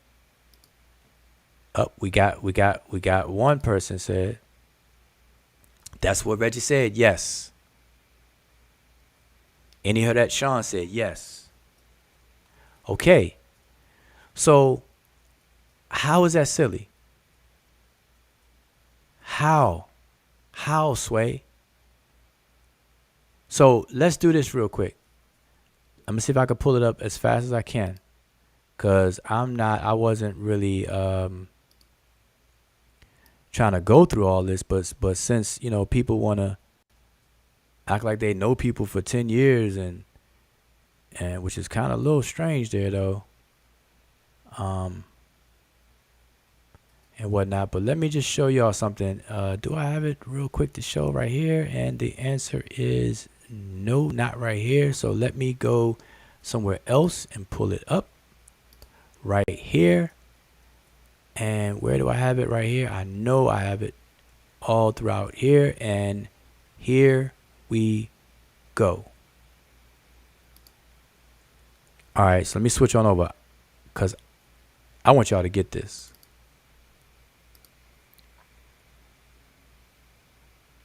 And mind you, what I'm about to show you is something that we've said for years and something that we have in writing. And people are not reading. People rather listen to YouTubians freestyle on YouTube and spend time listening to YouTube videos. So let me put this on the screen real big. I want y'all to see it and pay attention. Remove the comment. So when people ask me, well, Joe, what does the place name Kemet mean? This is my answer. Consistently, I've been answering the same way for years. Kemet means the Riparian country. And when I tell people that, they don't know what Riparian means. Full stop. Straight up and down. They don't know what. Now, some people may pretend they know, but they don't know. And instead of saying, well, what does Riparian mean? They'll quietly be like, oh, okay. And then as soon as they turn their head, they Googling the word Riparian. And they're trying to figure out, okay, what does Riparian mean? So I'm explaining it on this slide right here. Kemet is the Riparian country. These three sets of glyphs that you see up here are the representations of Kemet attested in the language the most. Okay, in these three different ways. This particular way here is a very early attestation with the water channel glyph as a determinative. Then you'll see it manifested with the Newt symbol. We refer to as Newt symbol, representing a classification that is a toponym and a place where people are congregated or gathered and live and dwell. And then you see it without the owl being omitted, this owl here being omitted. Okay, so you will see it in these three manifestations or realizations. But we all transliterate it the same, KMT. Some people use the dot, some people don't. Okay, when you see it and you read it in books. But we transliterate it, KMT, and we spell it out Egyptologically as Kemet, Kemet. Some people spell it Kimit, Kemet, or whatever. But it is referring to the Riparian country. What is a Riparian? A Riparian is something that relates to or is situated on the banks of a river. Now, according to you all's confirmation, you all just told me and confirmed for me that the brother Reggie said that Riparian is silly. That it takes linguistic gymnastics to come up with that. All right. Now, what y'all need to do is when y'all hear stuff like that, and this is why I kind of blame y'all. That's right. I'm kind of blaming y'all. I'm putting a little blame on y'all. Because y'all sit there and listen to that and don't say anything. So why is Riparian so far-fetched? Why is it so far-fetched when the ancient Egyptian civilization does exactly what a Riparian is defined as? Is it not situated on the banks of a river? Please tell me. Somebody tell me that. Is ancient Egypt situated on the banks of a river, yes or no? Somebody tell me that. I'm listening. That's the title of this video. I'm listening. I'm listening to y'all. Y'all school me. You all teach me. Y'all school me. Is ancient Egypt situated on the banks of a river or not? Now, mind you, he's saying it's far-fetched. He's saying it's far-fetched. He's saying it's silly. He's saying linguistic gymnastics and Olympian style somersaults and stuff were performed to come up with that one.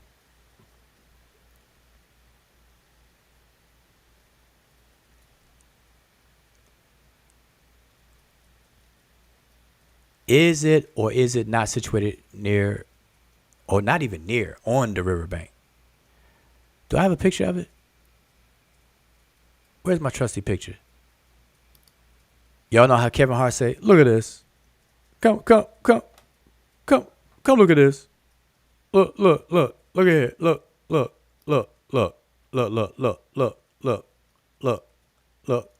at all that. Look, what do you see? Look. This is Kevin Hart. Look. Come here. Look at all that. Look at all the cities. Where they located? Look. Are they located near a river? Look. Yeah, yes or no. Which is it? Akhmimim, Thenis, Abydos, Badari, Cebu, Akhenaten or Amarna, Beni Hassan, all these cities, where they located?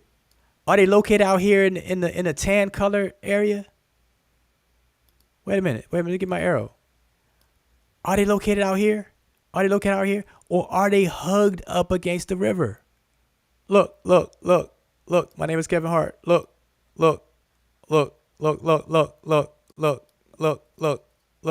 And they're numbered. Look, the first gnome. Look. The first gnome down here. Number 1. Look at the red dot. Y'all. Follow the red dot. Look, instead of the yellow brick road, we're going to follow the green brick road. Look. Is it not near a river? Is that not near the river? But as a matter of fact, one other name of ancient Egypt is called what? Guess what, y'all? Okay, we named Kemet, we named Meri, we named Simatawi, we named Khenu. But what other name did I forgot to say? Do y'all know? Who can tell me? I'm gonna give y'all a chance to answer. I'm not gonna spoil it. I'm gonna give y'all a chance to answer that question. I want y'all to tell me what is another name of ancient Egypt that I did not mention. And don't say Egypt, because we already say Egypt. Don't say Misraim or Misr either. Don't go biblical on me. Don't do that. I'm not trying to entertain some Bible stuff tonight. Boy, I want to know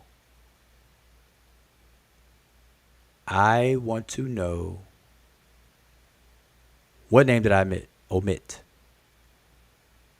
If y'all, I don't know how long I'm going to wait, but I'll tell you in a second.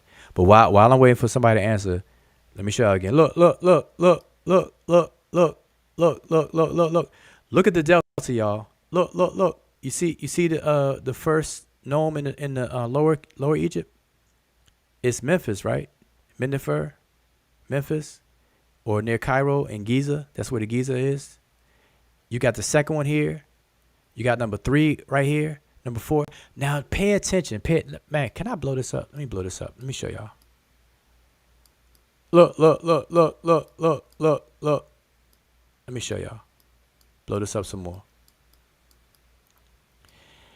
Notice that all of these circles are near a tributary or a branch that branches off from the main Nile. How it fans out. It fans out and forms a triangle called the delta.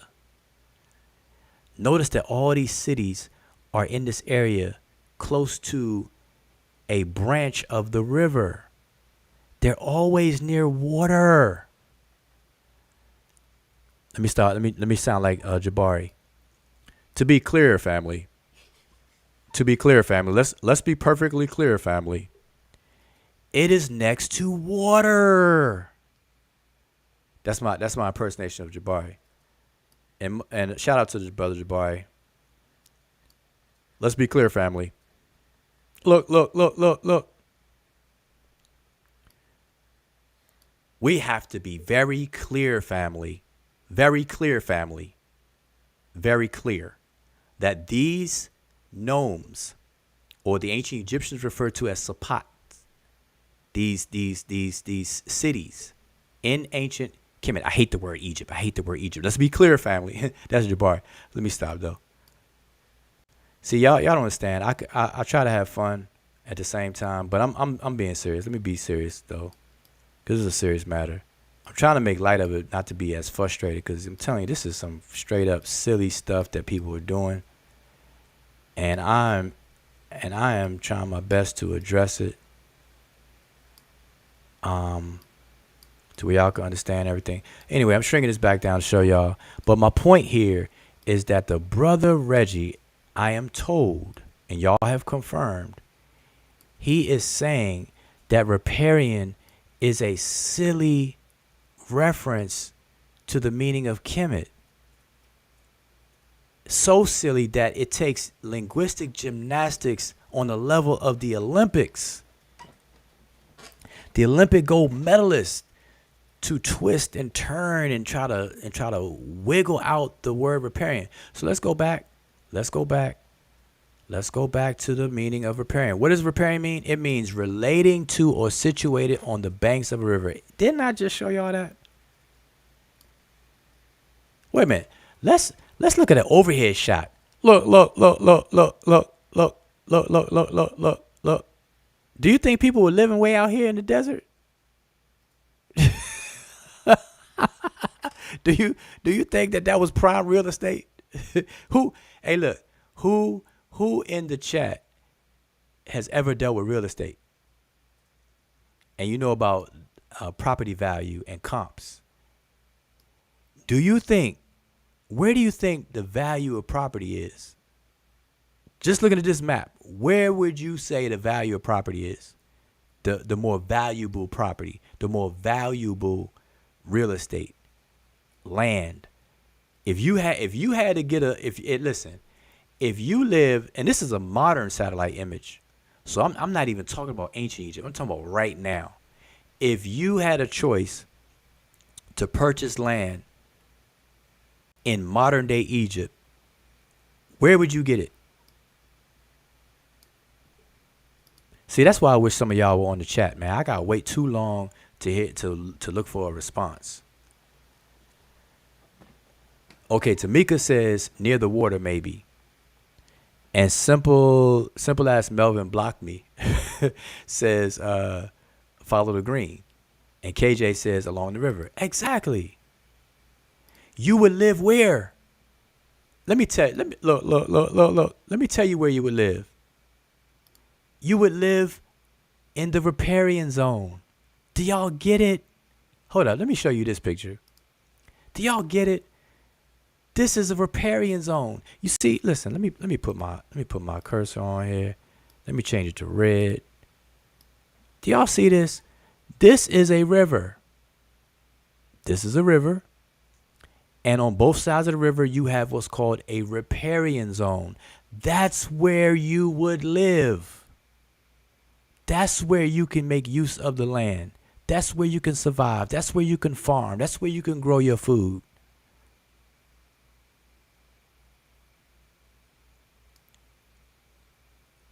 Look. Let me show you something else. Look.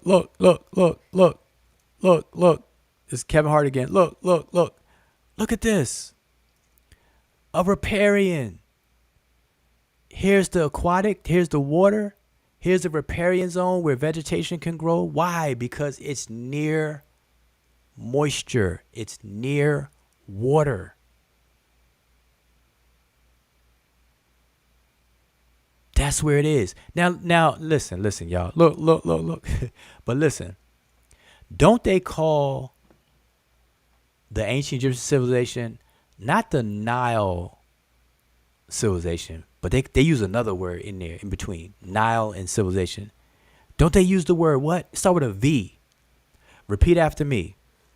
They say the Nile Valley. I gotta say it slow. The Nile Valley civilization. What is a valley, y'all?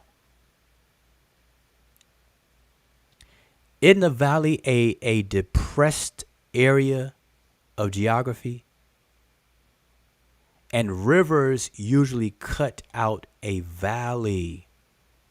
A valley. Let's be clear, family. Let's be clear. I want to be very clear, family. It's a valley. Doesn't this look like a valley to y'all right here? And do you have the upland? The mountains? Don't y'all understand? Listen, I could do this all night, y'all. Don't y'all understand, y'all? I said, don't y'all understand that? Okay, let me ask y'all. Let me do it different. Up. Oh my goodness. Let me do this. Boy, we. Oh man. See y'all. I don't know what. Let me show y'all something. Let me tell y'all something. Let me show you something. I'm gonna have to do it. I'm gonna show it to you. I have to do it. I have to do it. Give me one moment. I want to show y'all something. And y'all gonna wait for me to show you. Y'all gonna wait. Y'all gonna wait. I know y'all see a blank screen right now, but I want y'all to see this.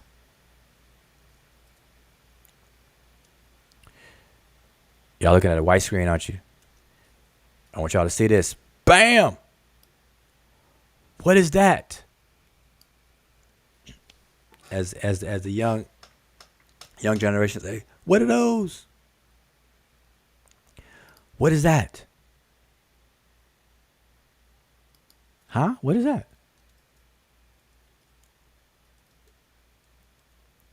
I just want to know what is it? Shoot. Anybody know?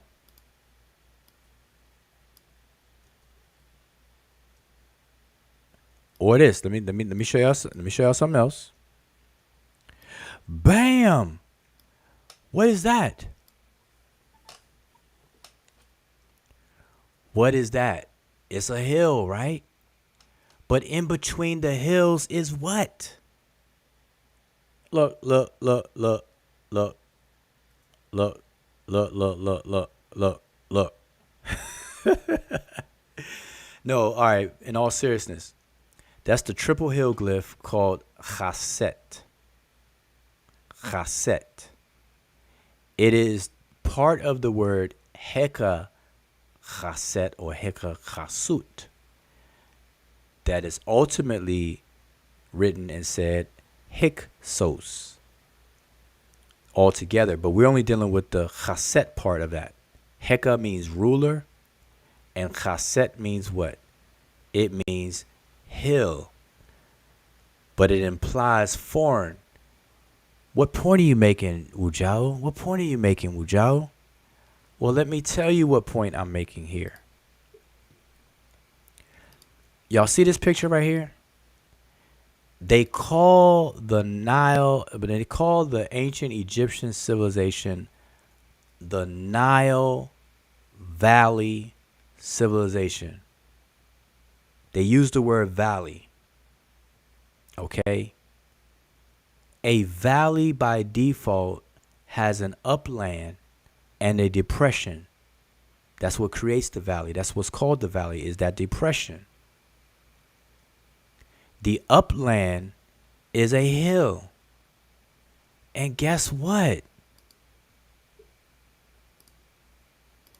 The hill is the word for foreign. That means that anything beyond the hills is foreign. And in inverse to that, anything on this side of the hill is domestic. What's inside the hill? Boy, I got to talk slow like this. What's inside the hill? A valley. Let me say it slow. A valley. The hill is what marks the territory of the country. Anything beyond the hill is a foreigner.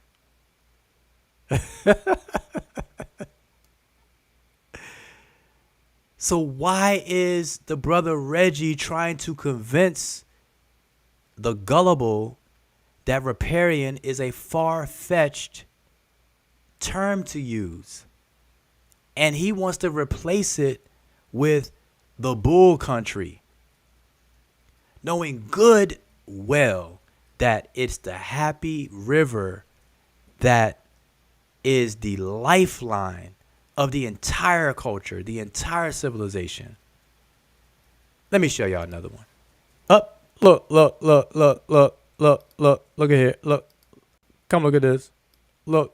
What does that look like? Oh boy, don't get me started. What does this look like right here? What does that look like? You got the water. You got the riparian area, which has access to the water. Then you have what's called the uplands. The upland, that's the hill. Anything beyond that is foreign. So why wouldn't you call your dwelling place, your home, your sacred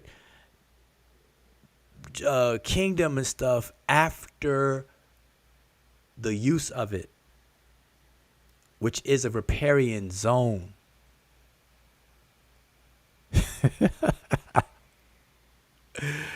Oh my gosh, man. I'm telling you, people are really insulting you all's intelligence nowadays, and nobody's saying anything.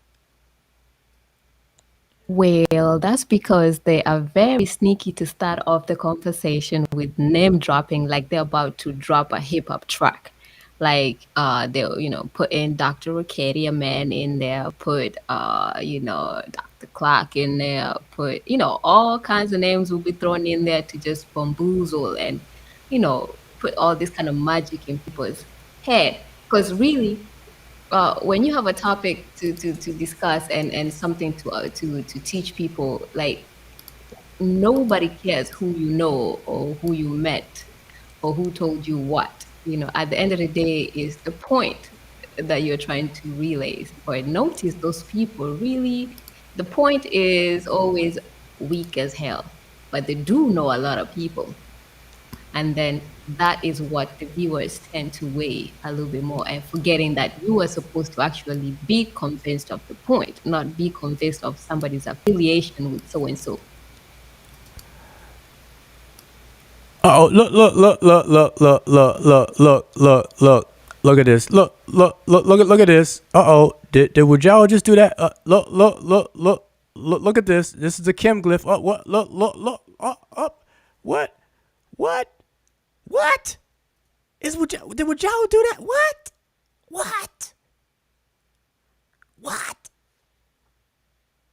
Look.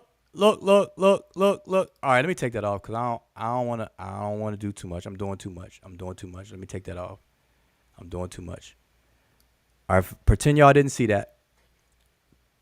Pretend y'all didn't see that. Cause y'all want to listen to the bull country, man. All right, the bull country. Yeah, right. All that slick talking.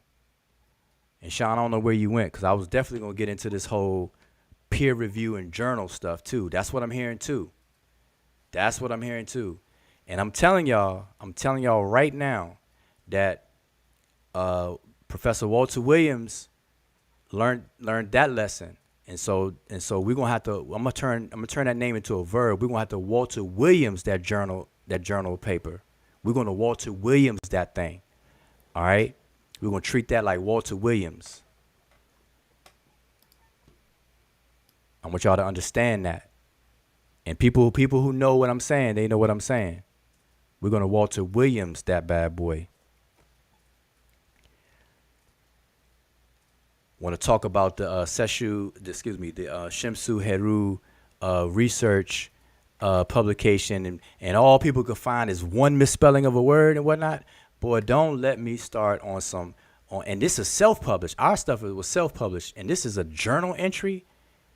And somebody put together some sloppy stuff like that. Don't get me started. We about to Walter Williams that bad boy. What's going on, Sean?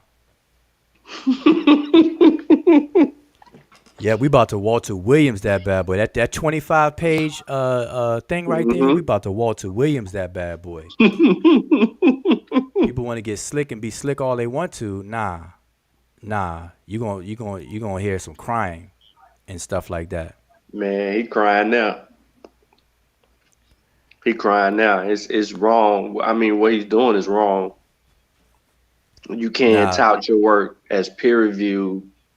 And I'm going through it and I'm like, you missing a word right here. This ain't right. You're double spaced here. You copied and pasted here. I don't even know if this is a source. He tried to play that game about, you know what I mean? Like, I'm remembering everything that he was saying from 3, 4, 5 years ago while I'm going through this article. And it's just bad.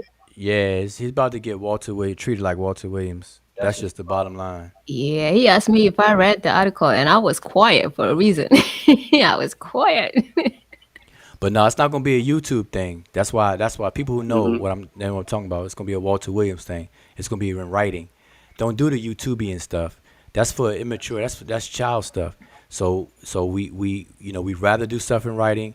The brother put something in writing. We put something in writing. His stuff didn't even address our thing directly anyway. But but we're gonna deal with the bull country stuff. We're gonna deal with the bull country stuff and all the slick talk about Riparian zone. But let me go back to the Riparian thing real quick because something I forgot to show, which was that second meaning. The second meaning is relating to the wetlands or adjacent to rivers and streams. And did I not show that in the Delta area you have streams? Now, what I want now, Sean, because I don't want people to say that I'm the one that's doing this, right? If you are you at your computer? Like, will you look up something? I can look up something. I'm not at my computer though. Okay. Hopefully you could find this quick because I just don't want to do it because people gonna say I'm cheating. Okay. I want people to look up the early dynastic kings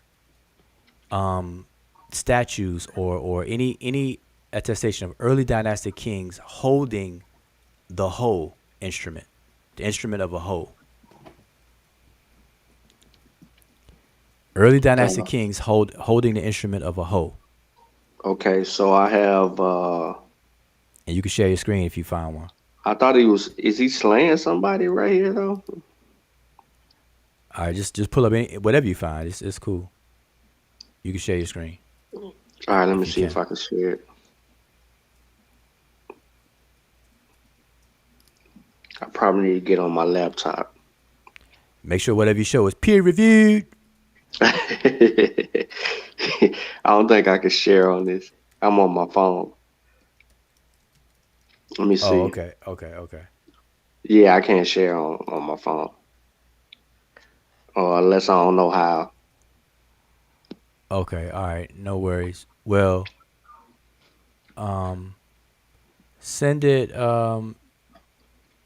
King's Den sandal label, Dynasty 1, ivory found in Abydos. I can send. I'm gonna put it in this chat. All right, yeah, send a link because I just wanted to be able to say you found it. I want people to say I'm cheating. I'm cheating. But I want to find more than one though. Okay, hold on. And you probably found because because a lot of them look like they about to hurt somebody. Mm-hmm. Yep. That's how it look, like you about to hurt somebody. But not all of them. It's on Enormous palette. Mm-hmm. Oh, you put it in there already? Yeah, I put one link in there. Hold on, I don't even see it. Wait a minute. It's in a private chat. I see it. So I can pull this up and share it. Okay. I don't see it yet. I don't see it yet. Again. I think you gotta scroll down. Wait, the Nominators palette. Is normal palette on there too? Yeah, I don't think that this is the link you intended to give me because I definitely don't see it. Does it say Smart History? Nope. It says pre-dynastic, early dynastic introduction. Oh, hold on.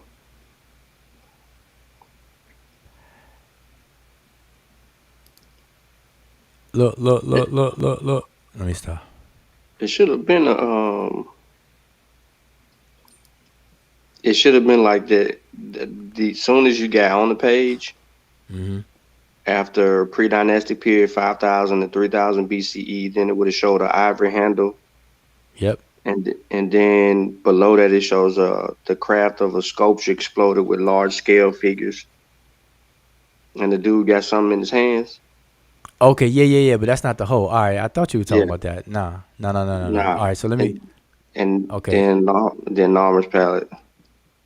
Hold on, I got no, no. Let me just. All right, I'm gonna show something then. okay. Let me do this here. Just so people, just to give people an idea what I'm talking about. This because I just want to show this real quick. Then I'm gonna tell y'all some other stuff I'm hearing. I just want confirmation if I'm hearing things right, man. That's all. I'm listening. I want y'all to show me. I'm listening. Oh, the whole. Nah, that's an ugly picture. I want y'all to tell me that I'm not tripping. Okay, so do y'all see this instrument here? Yeah, teal. Okay. That was the next picture. Oh, it was? Okay, yeah, I probably didn't see it.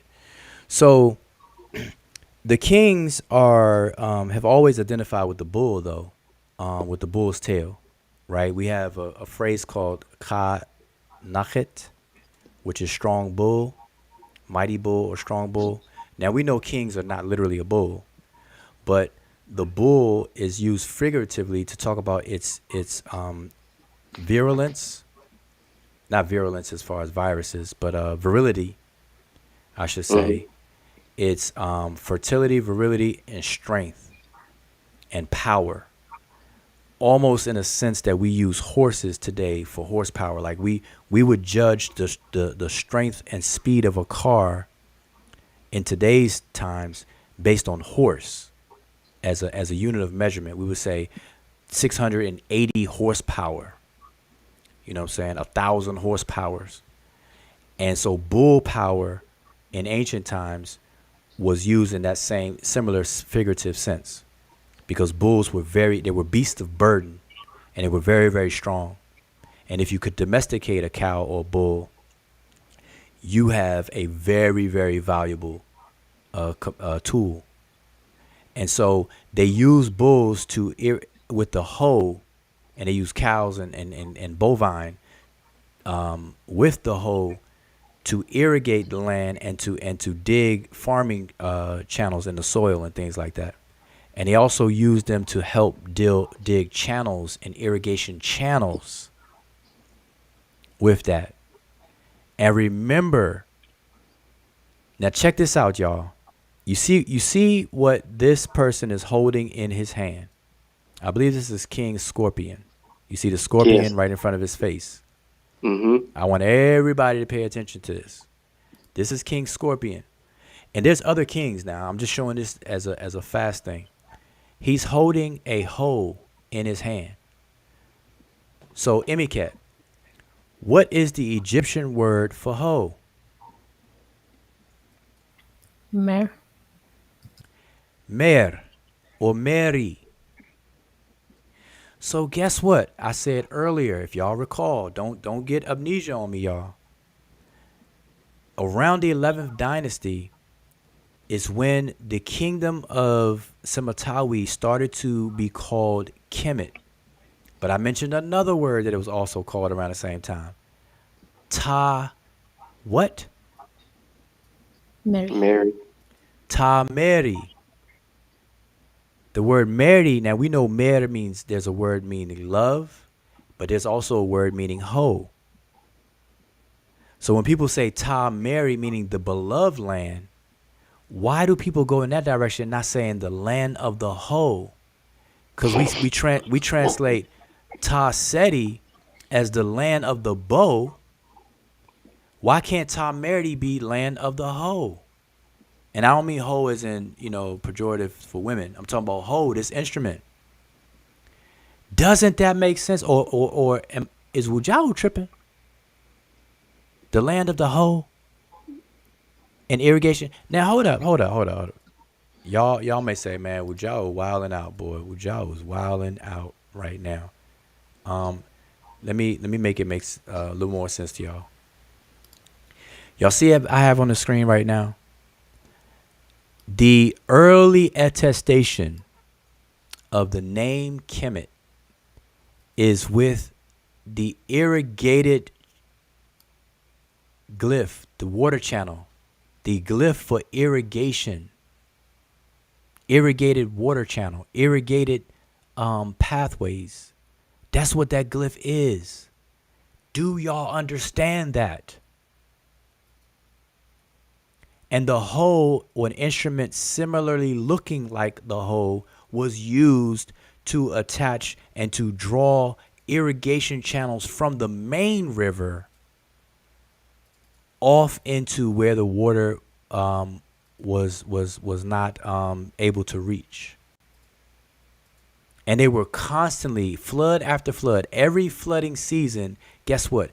After every flood, they had to re-channel these irrigation channels. They had to redig the channels because they would get all messed up. It was a routine thing for them to do that. And their life depended on it. Wasn't nobody growing something in the river.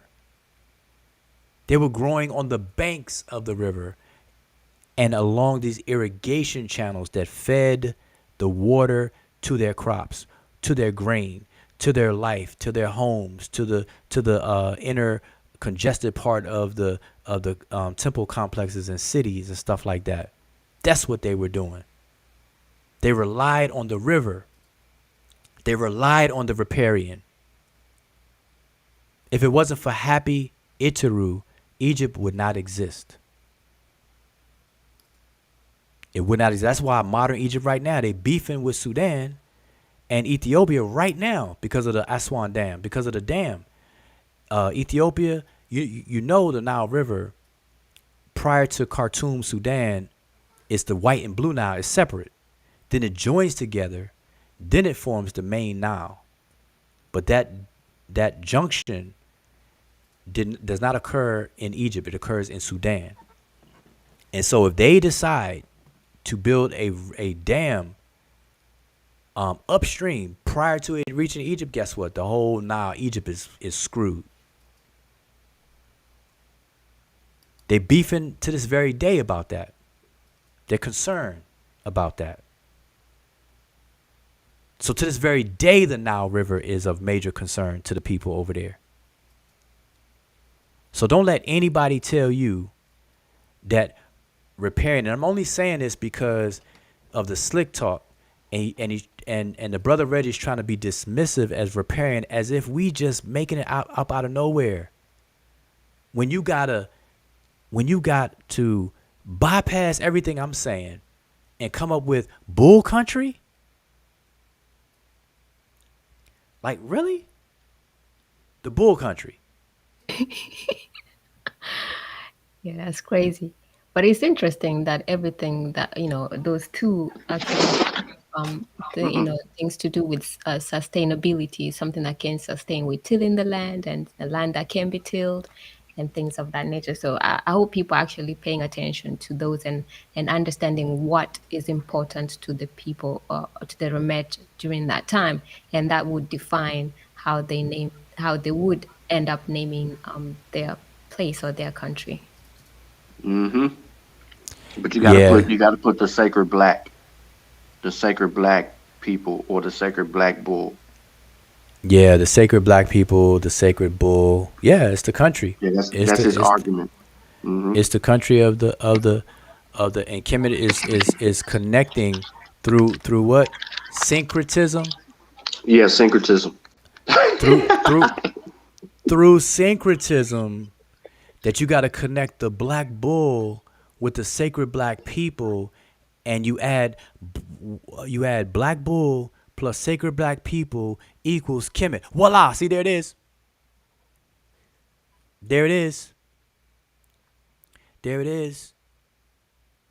The sacred people plus the sacred black bull equals Kemet. Yes. Yes. Somebody said Bullwinkle. Bullwinkle. Man, listen, boy. Anyway, all right. It's been 3 hours, man. I could do this. I could do this longer because I only deal with one thing I heard. What's another thing? Let me do. What else real quick? What else are we hearing? Oh yeah, the whole peer review and journal stuff. Man, people are definitely exaggerating and blowing that out. And from what I'm hearing, it's it serves as a distraction. It's like people are focused on the fact that something appears in a journal rather than what it actually is and is it correct or not. It's like the focus is on that. And what trips me out is that the people who are being, kind of swayed or targeted audience for that kind of hype are people who don't really know about the peer. Like for example, when you say peer review, right? Like earlier, this brother came to me in the chat earlier and spoke about linguistic Egyptologists, linguists. So I would ask somebody, right? Who peer reviewed the article that's an actual linguist? Sean, do you know? The answer to that question is the senior editor is not a linguist. The other editor is not a linguist. And then when it's submitted to the other people's staff, they're not identified as having any criterion at all. Interesting.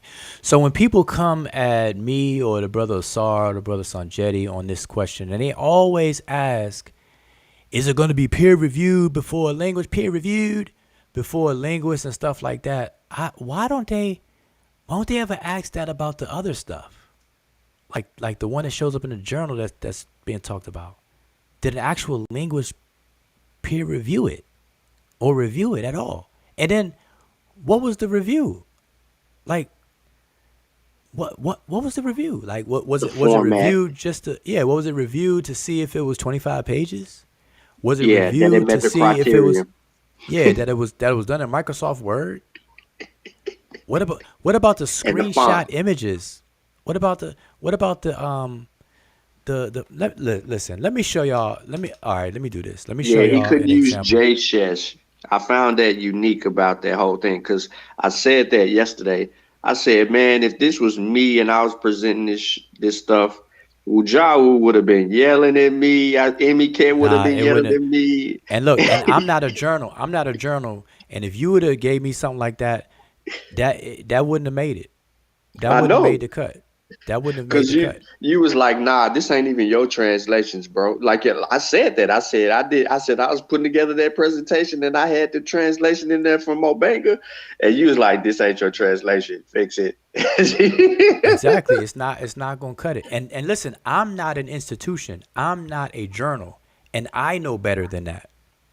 You know what I'm saying? But let me look. Let me pull up something. Let me share. Since we're talking about it, let me pull up something on the screen. Look. Let me show something.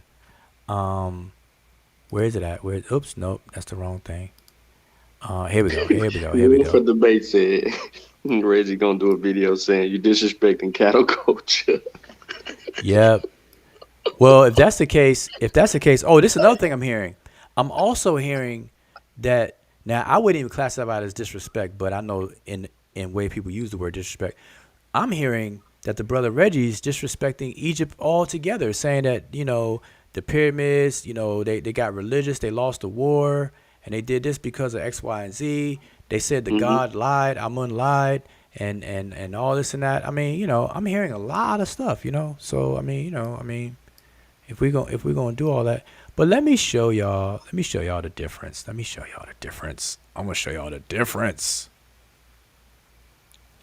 and I'm just gonna show my portion of this, because I can speak for myself. As soon as I get to it, I'm gonna share my screen, and I want y'all to see this, and I want y'all to see the difference.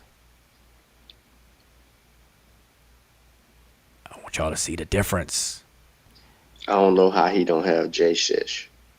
Now look, this is a That's difference. This a difference in quality, y'all. This is a difference in quality. I'm gonna show y'all, and I know a lot of y'all may have not read this or read Reggie's material. I get it, but y'all gonna learn today. All right, and like I said, like I said, another Walter Williams part 2 about to happen. Okay, and I'm gonna share this with y'all on the screen. Okay, this is from our text. Let me make it big. I think I could. Well, I don't make it too big. Then I got to scroll too much. This is from our text. This is chapter 2 of our text. Chapter 2 is what was written by me. Now, y'all can see my cursor, I believe, right? Can y'all see my cursor? Okay, look. See, Now, you see how these glyphs look? You see how neat that looks? And look, I'm not an institution, y'all. I'm not an institution. I'm not a journal. I'm not a journal editor. I'm just little old Wujahu who's lost his mind thinking that Kemet is dealing with a riparian zone. Okay, I'm doing linguistic gymnastics on Olympic stage. You know what I'm saying? I'm doing some Olympic breakdancing with that, right? But you see this right here? That's the word Kemet. You see how neat that is? Look at this right here. You see the word Kemet right here? You see how I got the glyphs in line in the sentence? You see how I changed the font here for the word Kemet? I put in single quotes the Egyptological spelling of it. Do y'all see that? Yes, both scripts on the same baseline, everything looking good. It's on the same baseline and everything. Look at that. See, I can even highlight everything. Look at this, y'all. I can highlight everything. Look.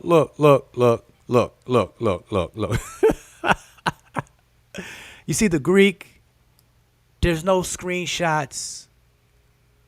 You see the diagram, toponyms, and I split them between hydronyms and oronyms. You see the table here. You see the superscripted numbers here. Do y'all see that? Look. Hold up. And I want to show y'all some more. Look. You see that? Inline glyphs. Do y'all see this right here? Tawi inline glyphs. Do you see that? You see this? This is not screenshots. These are not pasted images. This is how you actually put the glyphs in text. You see this glyph right here? 049. You see Kemet right here. You see canoe right here, which is what I mentioned earlier about the word interior. Idebwy. I didn't even give y'all that word yet. That was the other word, by the way. Egypt was known as Idebwy.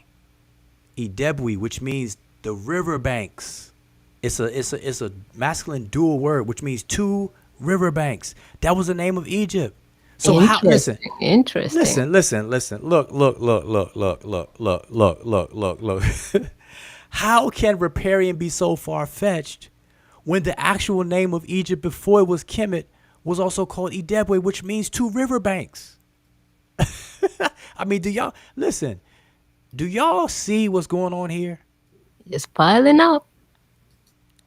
Do y'all see what's going on here? This is why people slick talk outside of my presence. All right? And these folks can't see me in grammar on their best day. I'm going to tell you that right now. Can't none of them see me in Egyptian grammar on their best day. Even their teachers. Mm-hmm. Oh, we know that because he ignored this. say that adjectives qualify determinatives. So obviously, I mean, even the students can tell you that is a no-no. Nah. The man ignored the whole argument, but I remember when you was putting this together, and one of the things that we had in our access was the Jolette information, and you was like, Yep. go look this, pull this up, blah blah blah, let's go do this, and you was kind of like walking us through all of that, and the whole 049 glyph. I'm like, you didn't even deal with your own research questions in this thing, bro. You just was. Yeah, let me leave it alone because I know you I already know. Yeah, because I'm telling you, it's gonna be a Walter Williams situation. But anyway, look at the table. Look at the glyphs in the table. This is an actual table I created. I didn't have to take a screenshot or a photograph and then stick it into a Word document. I created this table, and mind you, I'm just little old Wujau. I'm not a journal. I'm not an editor of a journal. But I know enough and have the background enough to know what is supposed to be done. So you see these words, peret. You got depet, and you got win. these words. I'm explaining what determinatives are. All right, but look at this. Here's another table. Toponymic determinatives. These are all determinatives that deal with places. I'm gonna say that in my Jabari's voice. Let's be clear, family. Let's be clear, family. Places. By the way, ladies and gentlemen, there's all the glyphs to make the argument for, you know. Look at that. A canal. Look. N36 is a canal. N39 is a pool of water. N31 is a road. N21 is a tongue of land. N23, an irrigation channel. That's the glyph I showed y'all. Irrigation canal. The Triple Hills, N25. 049, we call it the X-Men buckle as a nickname. And N35A is the triple water ripples. But look at this. Here are some Egyptian toponyms. Look at this. This is a table I created, y'all. Little Owujao. I'm not a journal editor. I don't cry and make excuses that, hey, you know, it was some errors that I wanted to correct, but I didn't get a chance because they cut it out and cut the time. Yeah, he made that. He made up, man. He made that this up. and that and the third, and what was me? What was That me? does not make sense, because if Ujawu, let's say somebody they have to edit it. They send it back. right. The process is that they send it back to him to make the corrections. And they lay it Right, out. right. So that whole thing does not make sense if you know. But look at these toponyms here. We got Happy. This is the Nile River, y'all. This is how it looks in the glyphs. Happy. Transliteration. Happy. That's the Nile River. You have Mehet, which is the Delta Marshes. Jedut, which is a place called Mendez. The place called Bast, which is Bubastis. Dep. Jedu, which is Busiris, which is a place of Osiris. Bu Wasir is the name that became later known as. We have Yunu, which is Heliopolis, the city of columns, pillars. That's why they got to read the book, man. They just get the book, Mennefer man. is Memphis. Chemnu, which is the word for 8. The Greeks call Hermopolis, which is the city of 8. Abju, everybody know Bobby West, Ankh shoe company, the company Abju wear. Abydos, that's how it looks. Abu, elephantine.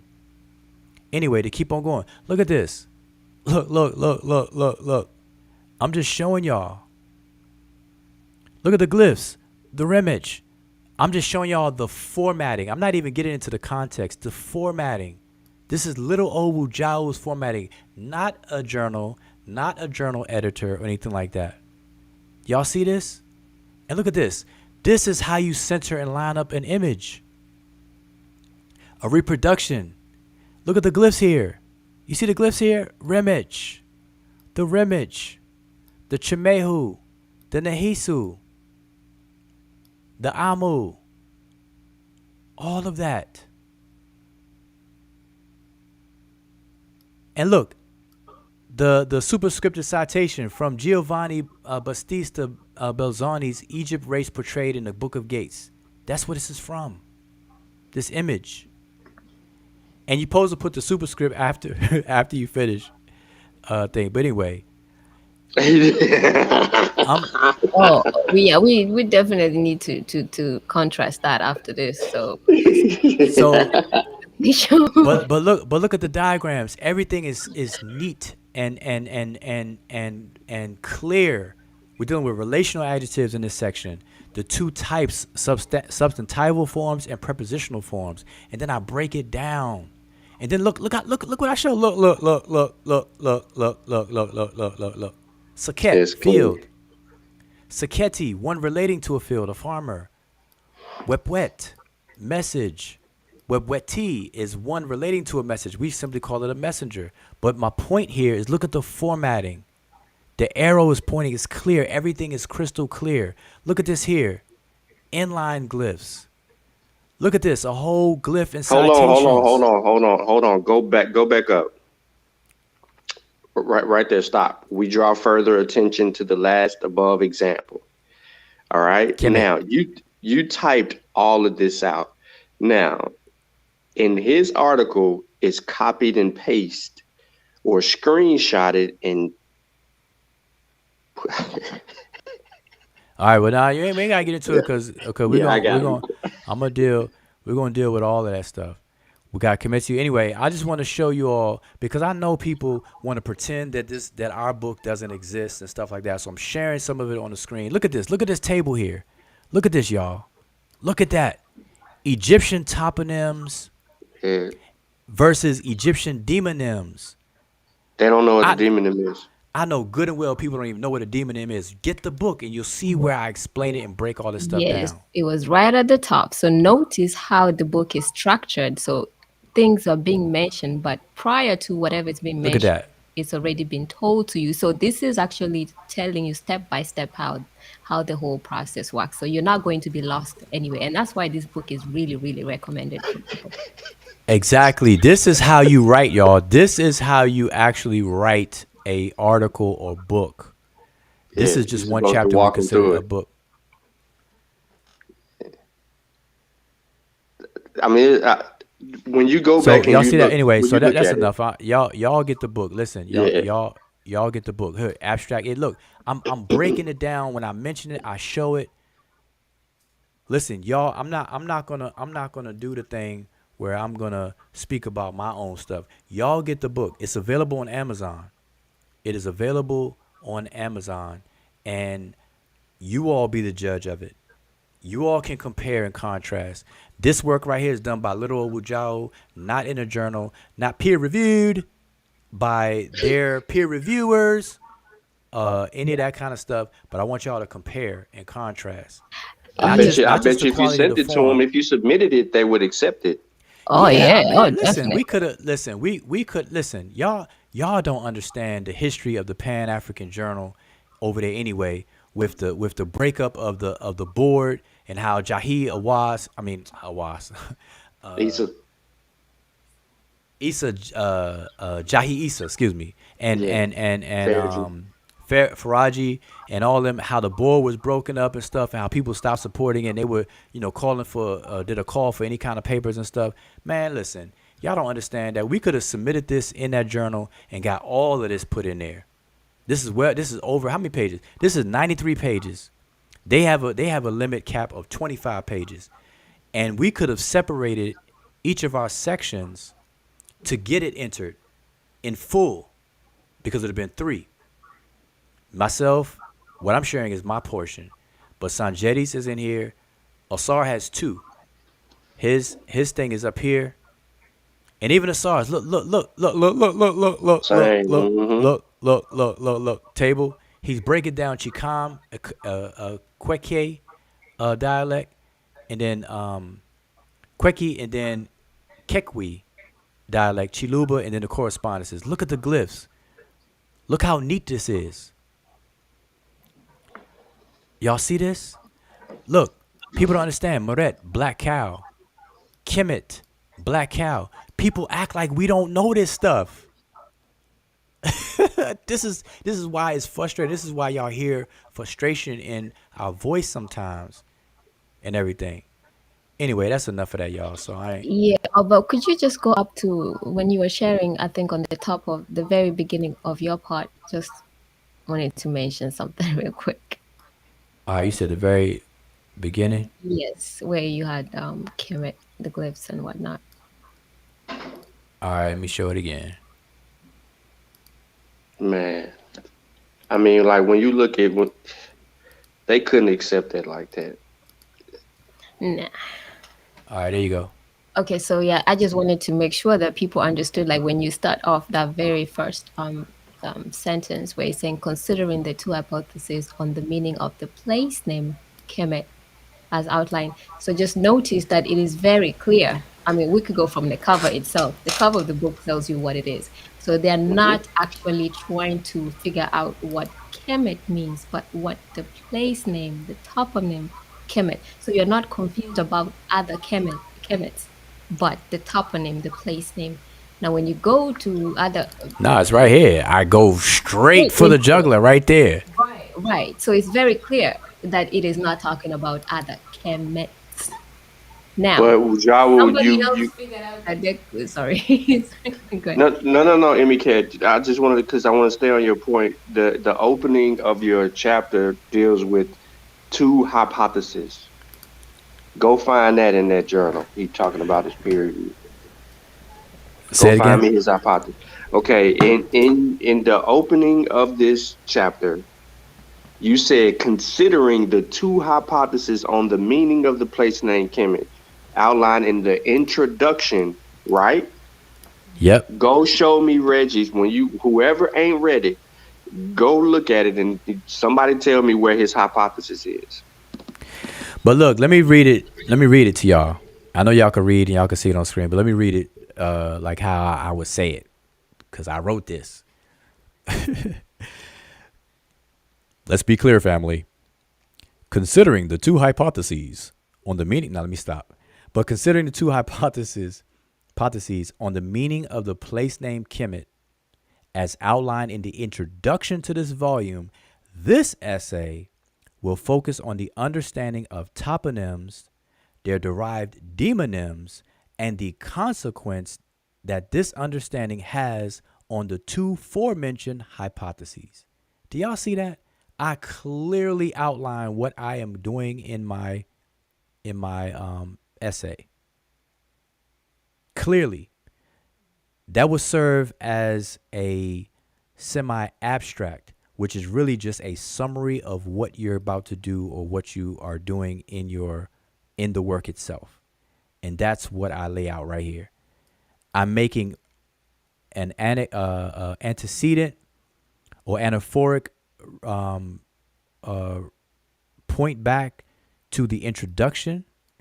Let me scroll up to the introduction so y'all can see that the introduction does exist. Here's the introduction. Asar wrote the introduction. He says, this present volume, which volume? This present volume is a collection of what? Essays that seek to provide some answers to the long-standing debate in Egyptology concerning the meaning, history, and application of one of the many names of ancient Egypt. That is, i.e. means that is Kemet. Two working hypotheses have dominated the Egyptological literature. Hypothesis 1, blah, blah, blah, blah, blah. Hypothesis 2, blah, blah, blah, blah, blah. You see how easy and straightforward this is, y'all? Get the book. Stop trying to lure me into a silly, goofy fussing match with folks that just, brown nose each other and act like, they doing something. Anyway, so that's enough, y'all. That's enough of that. So anyway, back to the man. I done went way over. So Sean, what else you got? I'm not going. Oh, I did want to make a comment about Posterior's thought. He said, "Wujao, this would be much more edifying if you click around on the online transliteration app for 3 hours." You know what? That's interesting.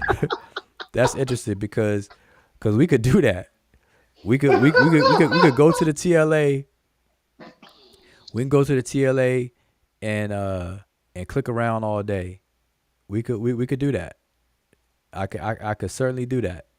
I can show y'all some things about the TLA or other databases that's not the TLA. I can show you a database that we were creating from scratch. A dictionary. I'm gonna do that one day. I'm gonna show you a dictionary I was creating. I definitely had to ban it. I do not have the time and I do not, and it's not financially feasible for me to even continue that. So I abandoned that idea a long time ago. But I can show y'all what I did. I started. I'm gonna do that one day. I think I showed the Sesh one time, where I was showing you this software app, this lexicography or lexicography. Yeah, you did. Program and everything. But anyway, simply demonyms deal with the meaning of a demographic. Let's find out. Hold up. Let's find out. Let's put it back on the screen. Let's find out. Does Wujao define what a demonym is? Okay, let's see. Let's scroll back down. Let's scroll back down to Wujiao's section and see if he defines it, because he brings it up. He talks about toponyms, two types, hydronyms and oronyms. Okay. Oronyms, by the way, deal with naming of mountains. Hydronyms are names of water, bodies of water. You get it? Hydro and Man, oro get the book. It's well written. is Period. laid out. But anyway, let's get to demonyms. I want to make sure I did that, because I could be tripping, man. I could have skipped the whole demonym thing. I could have skipped the whole thing, boy. Let's get down to demonyms. Okay, there go toponyms. Here go ethnonyms. Here we got another word in there. Let's see if I snuck in a demonyms. Here go example of ethnonyms. Did I get to demonyms? Let's see. Whoop. There it is. Demonyms. So And who there was go that the that asked the examples. question? Who was that asked the question? It was simple. Simple. Yeah. Okay. So here you Yeah. go. I'm Pure gonna read. black. It's pure black. It's pure black. Okay, pure black. Here's you were correct, but I'm gonna read it. The official. This is from the brother Wujiao Medew Ma'at. Let's be clear, family. I state on page 51 of our text, demonyms, words that refer to residents or natives of a particular place, are derived from the name of the place, are called demonyms from the Greek word demos, which means people or tribe, and onama, which means name. In other words, demonyms are derived from toponyms. That's a key thing. Let me highlight that. Demonyms are derived from toponyms and express a relationship between a group of people and their place of origin or residence. Here's some examples. The toponym is Jamaica. Wam star. Jamaica. Mm-hmm. The demonym for Jamaica would be Jamaican. Mexico is the toponym. The demonym would be Mexican. America, the United States specifically, is a toponym. The demonym would be American. Canada is a toponym. The demonym is Canadian. So why am I going through that? I'm going through a lot. India, Indian. Russia, Russian. Australia, Australian. Africa, African. Europe, European. Asia, Asian. Why am I going through that? Because the way that demonyms are expressed in ancient Egyptian is a specific way. It uses the format called a Nisbi, or the construction called a Nisbi adjective, which is a relational adjective. And there's two types of those, substantival and prepositional. Mm-hmm. And I break it all down. So here's an example. We have Akhet. Y'all pay attention. We have Akhet, which is a place, the horizon. The demonym of it would be Akheti. It's one pertaining to that place, the horizon. The person is not the horizon itself. He or she pertains to the place. And when you get to Kemet, Kemet is a place. So Kemet to you will be those who relate to the place. They are not the place itself. So whatever Kemet means, it's referring to a place. This kills the entire argument. Let me show y'all. Look.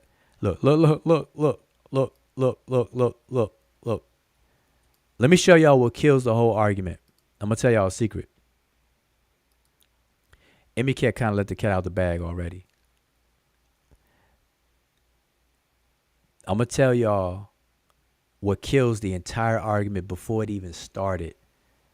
All these conversations, all of them, even their derived child conversations on skin color or whatever. This word right here, oh man, it won't let me highlight, but the word place name. This phrase right here kills the entire argument. Matter of fact, let me highlight it right here. That right there kills the entire argument. And I'm gonna tell y'all something else. The brother Reggie did not even know what a toponym was until I told him what it was. I was on the panel for that. This was on a phone call. It was me, Reggie, Oh yeah, Unc, yeah. me, Reggie, Unc, and I believe it was somebody else. I want to say Naya. That was the first time. Yeah, it was Naya. It was the first conversation. I think it was Sister Naya. And that was Reggie's first conversation about this with us on the phone. And he had no idea what a toponym was. And I told him on the phone, because see, I shoot it straight, y'all. I shoot it straight. I told Reggie he has no business entering into this conversation based on the fact that he don't even know what a toponym was. And I was being honest with him.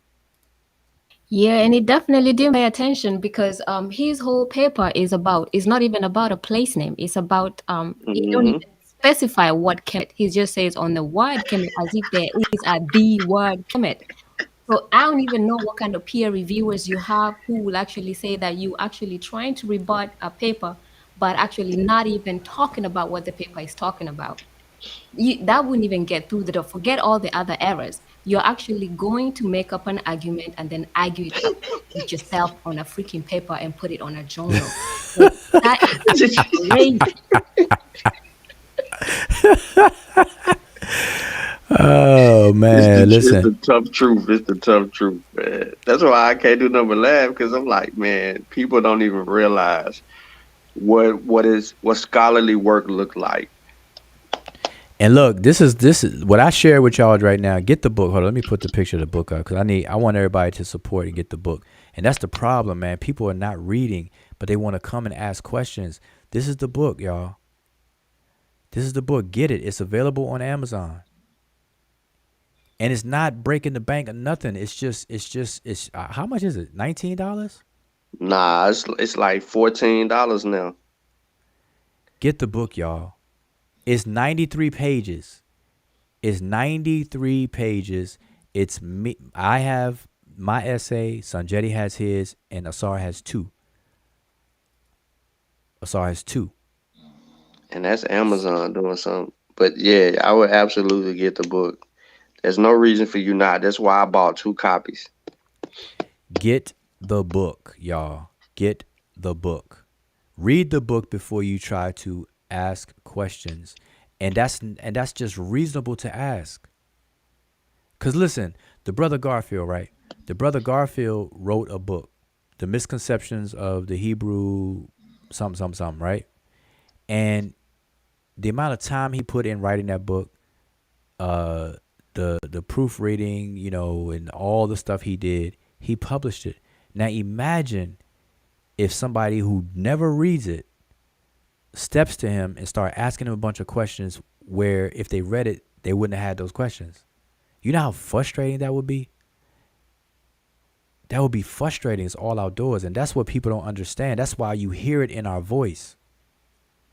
People look at it as we're being dismissive or sometimes even condescending. I promise y'all it's not about that. It's just do what you're supposed to do. Let go of the street scholarship. This is not YouTube world. Like everything doesn't revolve around the way people do stuff on the street. Get out of here with that. Don't bring this rap battle style, adversarial, box 'em, shoot 'em up mentality into this kind of stuff. Can't do that. So anyway, on my spare time though, we about to Walter Williams that bad boy though. Watch. Yep. Point for point, blow for blow. The bull country. Y'all understand that? Now, here's the thing. So let me shoot it to y'all straight who are listening on the chat right now. You omitted sheep. Oh yeah, the black sheep. Yeah, the black sheep. Hey, but wait, you forgot the bright sheep because in that same text it says black sheep and bright sheep. Bright sheep, yep. So why people ignore the bright sheep? Why ignore that and just focus on the black sheep? You see what I'm saying? Cherry picking like all outdoors. cherry picking like all outdoors, and they got the nerve to be showing it all the time. Like taking advantage of people's ignorance who can't read the glyphs. Like, hey, that says bright sheep too now. That says black sheep and bright sheep. Like what? Yep. You got people turning red and black. How can you do that? You got a choice? Black like Heru, or red like Satuk? You mean to tell me that I can choose which one I want to be? I could be black like Heru or red like Satuk? And they think people call themselves black like we do today? Like, come on, man. But what I wanted to say though is that what I'm hearing is all the slick talk and the downputting, things that the brother Reggie complains when other people do it to him and cries about. And see, I look at it as a team effort. If Reggie would have come or would come with an offering up his take on things, then I would consider it differently, or I would discuss it differently. Because the thing is, if he wants to assert Black Bull and Kemet meaning the Black Bull country or whatever the case is, and I'd be like, okay, cool, let's take a look at it, Reggie. And I would walk and approach it that way. But what Reggie's doing and what people tend to do in this adversarial circus environment is they don't just assert what they're saying. They have to assert what they're saying in the midst of trying to clown and just be dismissive and slick talk what you're saying, while taking advantage of the ignorance of the crowd, of the audience. That's what I don't appreciate. That's what's irresponsible, and I'm gonna put that in check, because the Riparian zone or the Riparian definition fits every single thing about Egypt. Meri, Idebwy, the access to water, the irrigation channels, the water canals themselves. Hell, it was important to the animals. The fact that everybody lived along the river itself, the fact that people even to this day call it the Nile Valley civilization. They just skipped the Delta. The Nile Valley civilization. They even call the show Happy. Yeah. after the river. And look, and listen, and what they're saying when they say the Nile Valley civilization, they're actually saying the river civilization, because the Nile is what? It's a river. It's not a bathtub. It's a river. Look at Chavis. It's a river. Everything about Egypt revolves around that river. Even the orientation of the temples, the lake, the river, the water lily called the lotus, the sedge plant. He tried to play me like I was stupid, man. When I was sitting there, I said, dude, you know what I'm saying, Reggie. That river was important.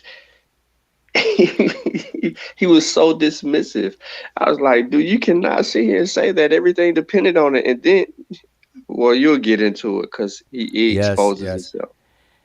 And also, when the river doesn't act as expected, what happens? Everybody panics. Yes. Drought comes. If it floods kill too much, millions. If it floods too much, or if it's not enough water, it changes the whole life cycle of the Egyptians themselves. They even had what's called a nilometer. Did they have a bullometer? A black bullometer? No, they had a nilometer, where they measured the height of the flood of the Nile to determine its productivity and how to tax people. Now, cattle was important. So I'm not going to be that guy that be dismissive of cattle and cows and bulls. In fact, by the way, the city of Meri, where this excavation was done in the rock tombs of Meri of Ankh Pepy Kem, Henanit Kem, Heni Kem, or Sobek Hotep Kem, which is the same person. These three individuals were buried in a place called Kis. That's the ancient name, Kis. Today it's called Mer, an area of Mer. I don't know the Arabic name. But guess what was there? Who was the main god of that area and temple? None other than the cow deity Hut Heru. Hut Heru. And these people were high priests of Het Heru or Hathor.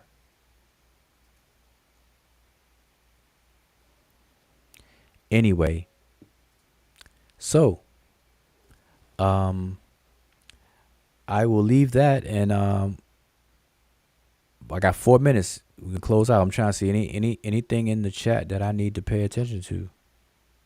Nah, man, everybody having fun. I mean, but I expected it.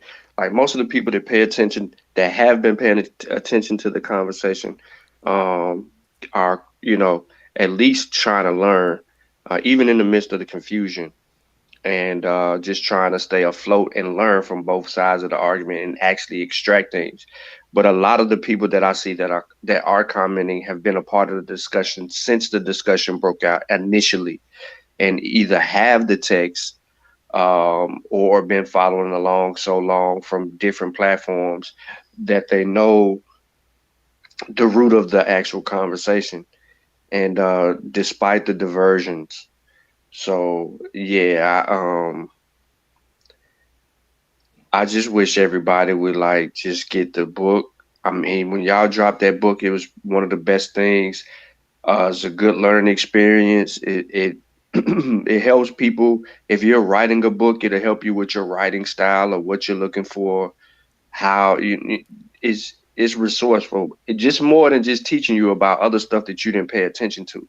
The book got linguistics in it, geographical learning moments in there, all kind of things that you don't necessarily expect to be in a 95-page book. It's just actually extracts all of that out of it.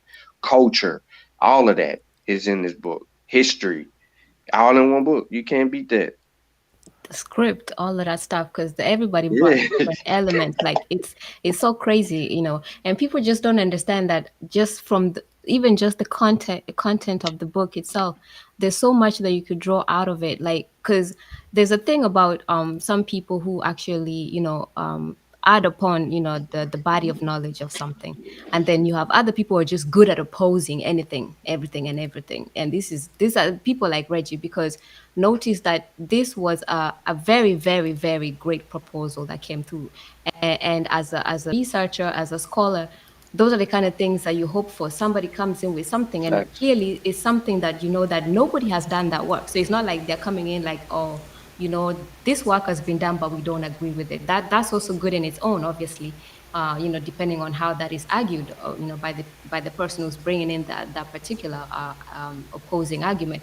But then there's this opportunity that comes along once in a while, depending on the type of scholars that you have at a particular time, where some person or some group of people can come in and say, hey, listen, there's this thing here that hasn't been done before, and we've taken the time, and we have done some work, and this is what we come out with. The first thing that any proper scholar will do will to pause, just pause and listen to the arguments and then build upon the arguments. But what we saw, because we were there from the initial time, it was that immediately you would think that Reggie had been working on this thing for like 30 years, right? And he was just waiting for somebody else's point to come along, because immediately they come in with the opposing, like, it couldn't be that. And for sure that they haven't done any work.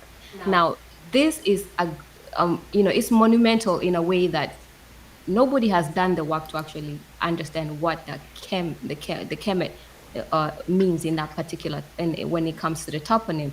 So then you have this new addition that this is what it could mean.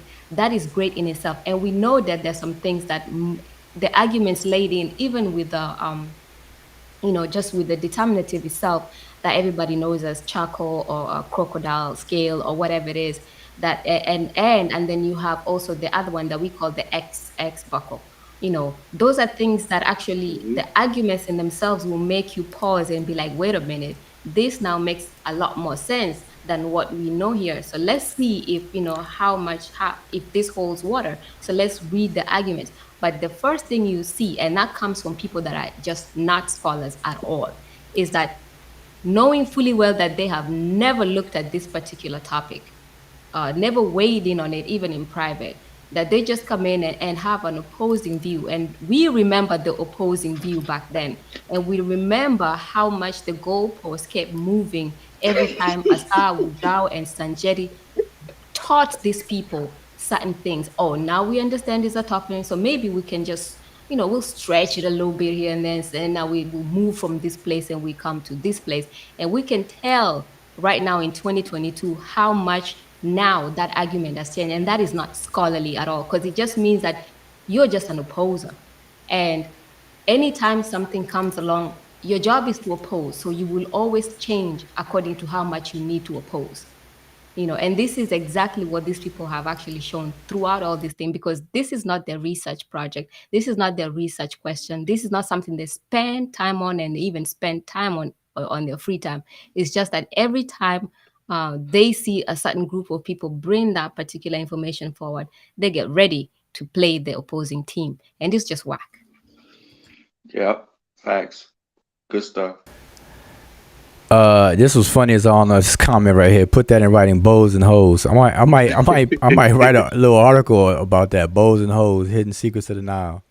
Ta Meri and Ta Seti, getting it down for the funk of it. But let me leave y'all with this right here, so y'all can learn something. This is an extra little nugget. This involves what's called Onomastics, which is the study of names. They don't use the ology for the ending of this. It's an ix, so it's an onomastic. Onym is the Latin word for name or title. And so onomastic is the study of names. And let me get my cursor back over there. Where are we at? Right here. Okay, so, and I know y'all can't see where I'm at. I always got to use my arrow. So we have what's called toponyms, which are place names. Place names are further broken down into hydronyms, which are water names, and oronyms, which are mountain names. Then we have demonyms, which are names of people which are derived from the names of places. Okay, so demonyms rely on toponyms. Then you have anthroponyms, which are names of human beings. This is like the everyday stuff. Okay, this is what we take for granted. We use it all the time. But out of the names of human beings, we have what's called ethnonyms, which are ethnic names.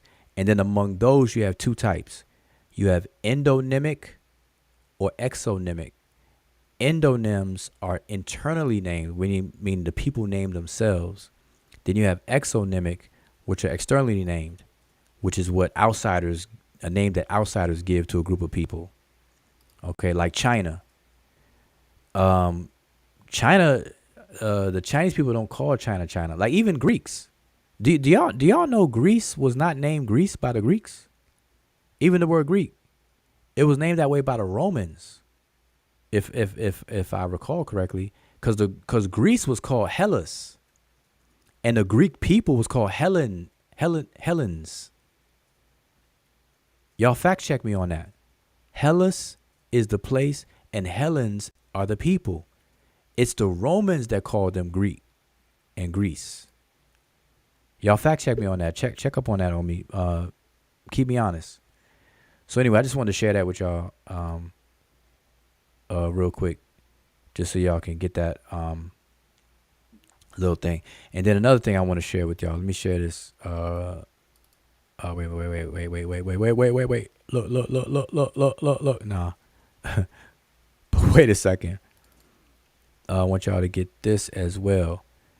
This is what I don't want y'all to do. Do not be this, okay? I'm asking y'all not to be this. Do not be that, okay? Don't do that. Don't be a blackologist who practices blackology, okay?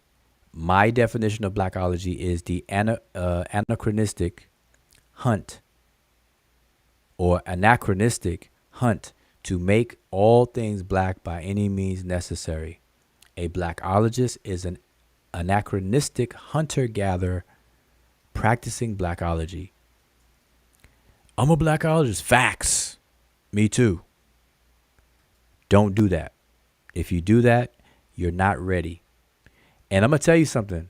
I will go off and say that if you are an anachronist or blackologist, as I call it, you are a danger to our progress. You are actually helping racism to thrive and function in our society and be a tool against us to this day. And I'm going to do a publication to prove it. So don't take me on my word. Just right now, just look at what y'all is talking junk right now. That's perfectly fine. But I will be able to show it. I'm going to show it. And it's going to make sense to you. All right. So any last thing, Sean or Emiket? Oh, I think Sean rolled out. Emiket, you got anything? Not much. I'm just gonna say that I guess the whole point of this whole discussion is just to show that it's not about telling people that Michael Jackson, Janet Jackson, Tina Turner, and all that things to make your stuff look shiny. It's all about what you are providing to the people that you profess that you're providing them. So you've seen and we haven't even gone through all that, but it's a mess up in there. So Reggie's paper actually is the very, very, very proof or evidence. Like if it would be an exhibit, if we were in a court, it would be exhibit A that would show why peer review does not mean your content is legit. Because peer-reviewed paper with errors of just layout errors, content errors, all kinds of errors, content, topic, everything. That's the definition of why we just say and people say that just because something is peer-reviewed does not mean that it has quality. The quality. Now you gotta say it like this: peer reviewed. Just because it's peer-reviewed does not mean that your paper or whatever your research paper is legit. Sometimes peer review can actually show like content that is just basic terrible stuff, and that is one of them. And you've seen, and just because something is not peer reviewed does not mean that the quality is low, because a lot of things that are not peer reviewed, because as a researcher and as an author, you yourself, even before getting to the peer review, you yourself has to have the skills of actually knowing how to write good stuff. You don't even want to have to rely on a peer review team to make your paper look good. You make your paper look good by the content, by the layout, by everything, because you actually giving it to people. So you have to care about the people who are reading it. So you yourself have to bring that quality, and then the peer review just adds that extra bonus on top of it. So people, when they say peer reviewed, it just means that they're lacking, and they definitely rely on a team to make them look good. But sometimes even their team can actually make them look bad, and that's just basically it. So make sure that you have the skills to write papers. Make sure that you have the skills to understand an argument before you jump into the on YouTube or whether it's on paper, as we've seen. So that's all I gotta say. All right, well said. So I don't want to keep this going. We've been 4 hours. Definitely didn't intend it, but hey, the title of this video is I'm listening. I'm just telling y'all what I'm hearing, and I guess there's a couple other things I'm hearing too. But this is what I'm hearing though. I'm hearing that Egypt, Kemet is the Black Bull country. I'm hearing that peer reviewed is all that in a bag of chips, meaning that if something's peer reviewed, it's all wise, right, and exact. I'm also hearing that if you rubbed elbows with different people and you get your stuff accepted in a journal, then man, you got you could feel yourself and just brag and do all kinds of stuff. You know what I'm saying? Not even get to the content of the information. Not even know if it's well written, well organized, like the thoughts are unfolding in a proper way. You know, you can't microwave this stuff. I just showed y'all the layout of little old me who's not in the journal and stuff. And then people put emphasis on the journal. Like, do people even look into the history of the journal, organizations and stuff like that, and how it unfolds? I mean, people don't even do that. People ain't even read the articles. People haven't read our book. They haven't read Reggie's article prior to it being in a journal, after it gets in a journal, or even now. But then they want to ask questions. It's like, just at least do step one first. Read our publication. Read everybody else's. Then come with questions. You know what I'm saying? Then come with questions. And mind you, everything doesn't have to be in a journal. And then peer reviewed, ideally, is a good thing to have in place, because it checks for multiple things, and it can vary. But a lot of people don't understand that process and what it means and what the intent of it.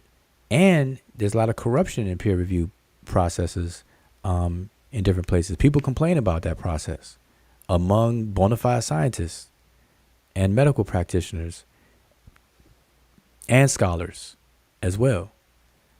You know, people get whiteballed and blackballed from journals and stuff like that because people don't like each other or whatever the case is. As a political element to stuff like that. But it's still, ideally, it's still a good thing to do, thing to have, where colleagues that are just as competent as you can put their eyes on your work.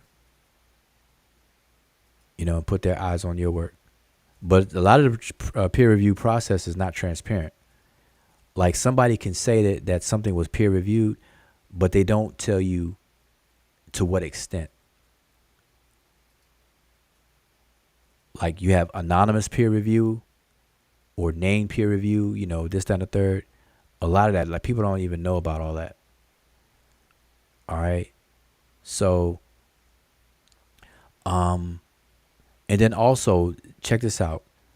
Once you publish something for the public, your work, whether peer reviewed or not, is open for scrutiny.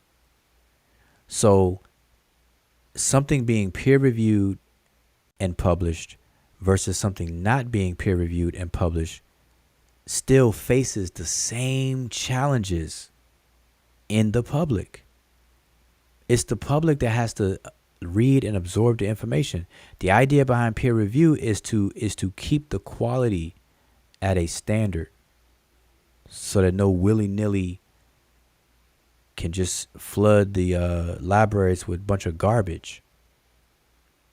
I wish they did that for hip hop. God dang, they got the mumble rappers. I wish hip hop had a peer review system. Let's petition for that. Let's get a hip hop peer review system going on. Before you produce a record, you got to go through a certain process. You got to open your mouth and enunciate your words a little better. Be on beat at least. Stop using iTunes. I mean, not iTunes. What's that? Auto-tune. Yeah, we need to get a rap peer review process going on. Raise the standards. But anyway, room for debate. I appreciate you keeping me honest and fact-checking me. So I was correct. The name Greek derives from the Latin name Graecia, literally meaning the land of the Greeks, which was used by the ancient Romans to denote the area of modern-day Greece. The Greeks called themselves the place Hellas and themselves Hellenes or Hellenes. All right, so I was correct on that. And I was just saying that because Greek is an exonym. Y'all just learned something. Y'all learned something new tonight. Greece is an exonymic ethnonym. Let me repeat.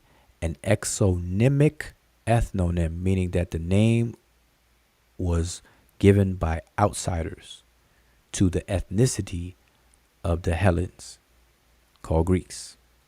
So we're using the Roman term for Greeks. That's what tripped me out. People get mad if you use Egyptians. They say, nah, man, don't use Egyptians. Call them Kemetiu or Kamau or Remich. But then they say Greek, Greek, Greek, Greek, Greek. Not even knowing it's Hellenes, Hellenes, Hellenes. Well, they white, so I don't care. Oh, man. All right, so anyway, I'm going to end this, and I really appreciate everybody hanging out. Hope y'all had fun. Hope y'all learned something and had fun doing so. And y'all hope y'all got all the points. If y'all didn't, I'll be back. We'll be back for another Q&A. Make sure y'all join the book club. We're going to go through that book. Make sure y'all like the video. Thumb up the video. Now, I'm going to try to play this thing again. Y'all let me know if y'all can hear this. If y'all can, I'm going to say Shem Hotep now. And if y'all can't, y'all going to hear me come back. So let me see if it's going to play this time.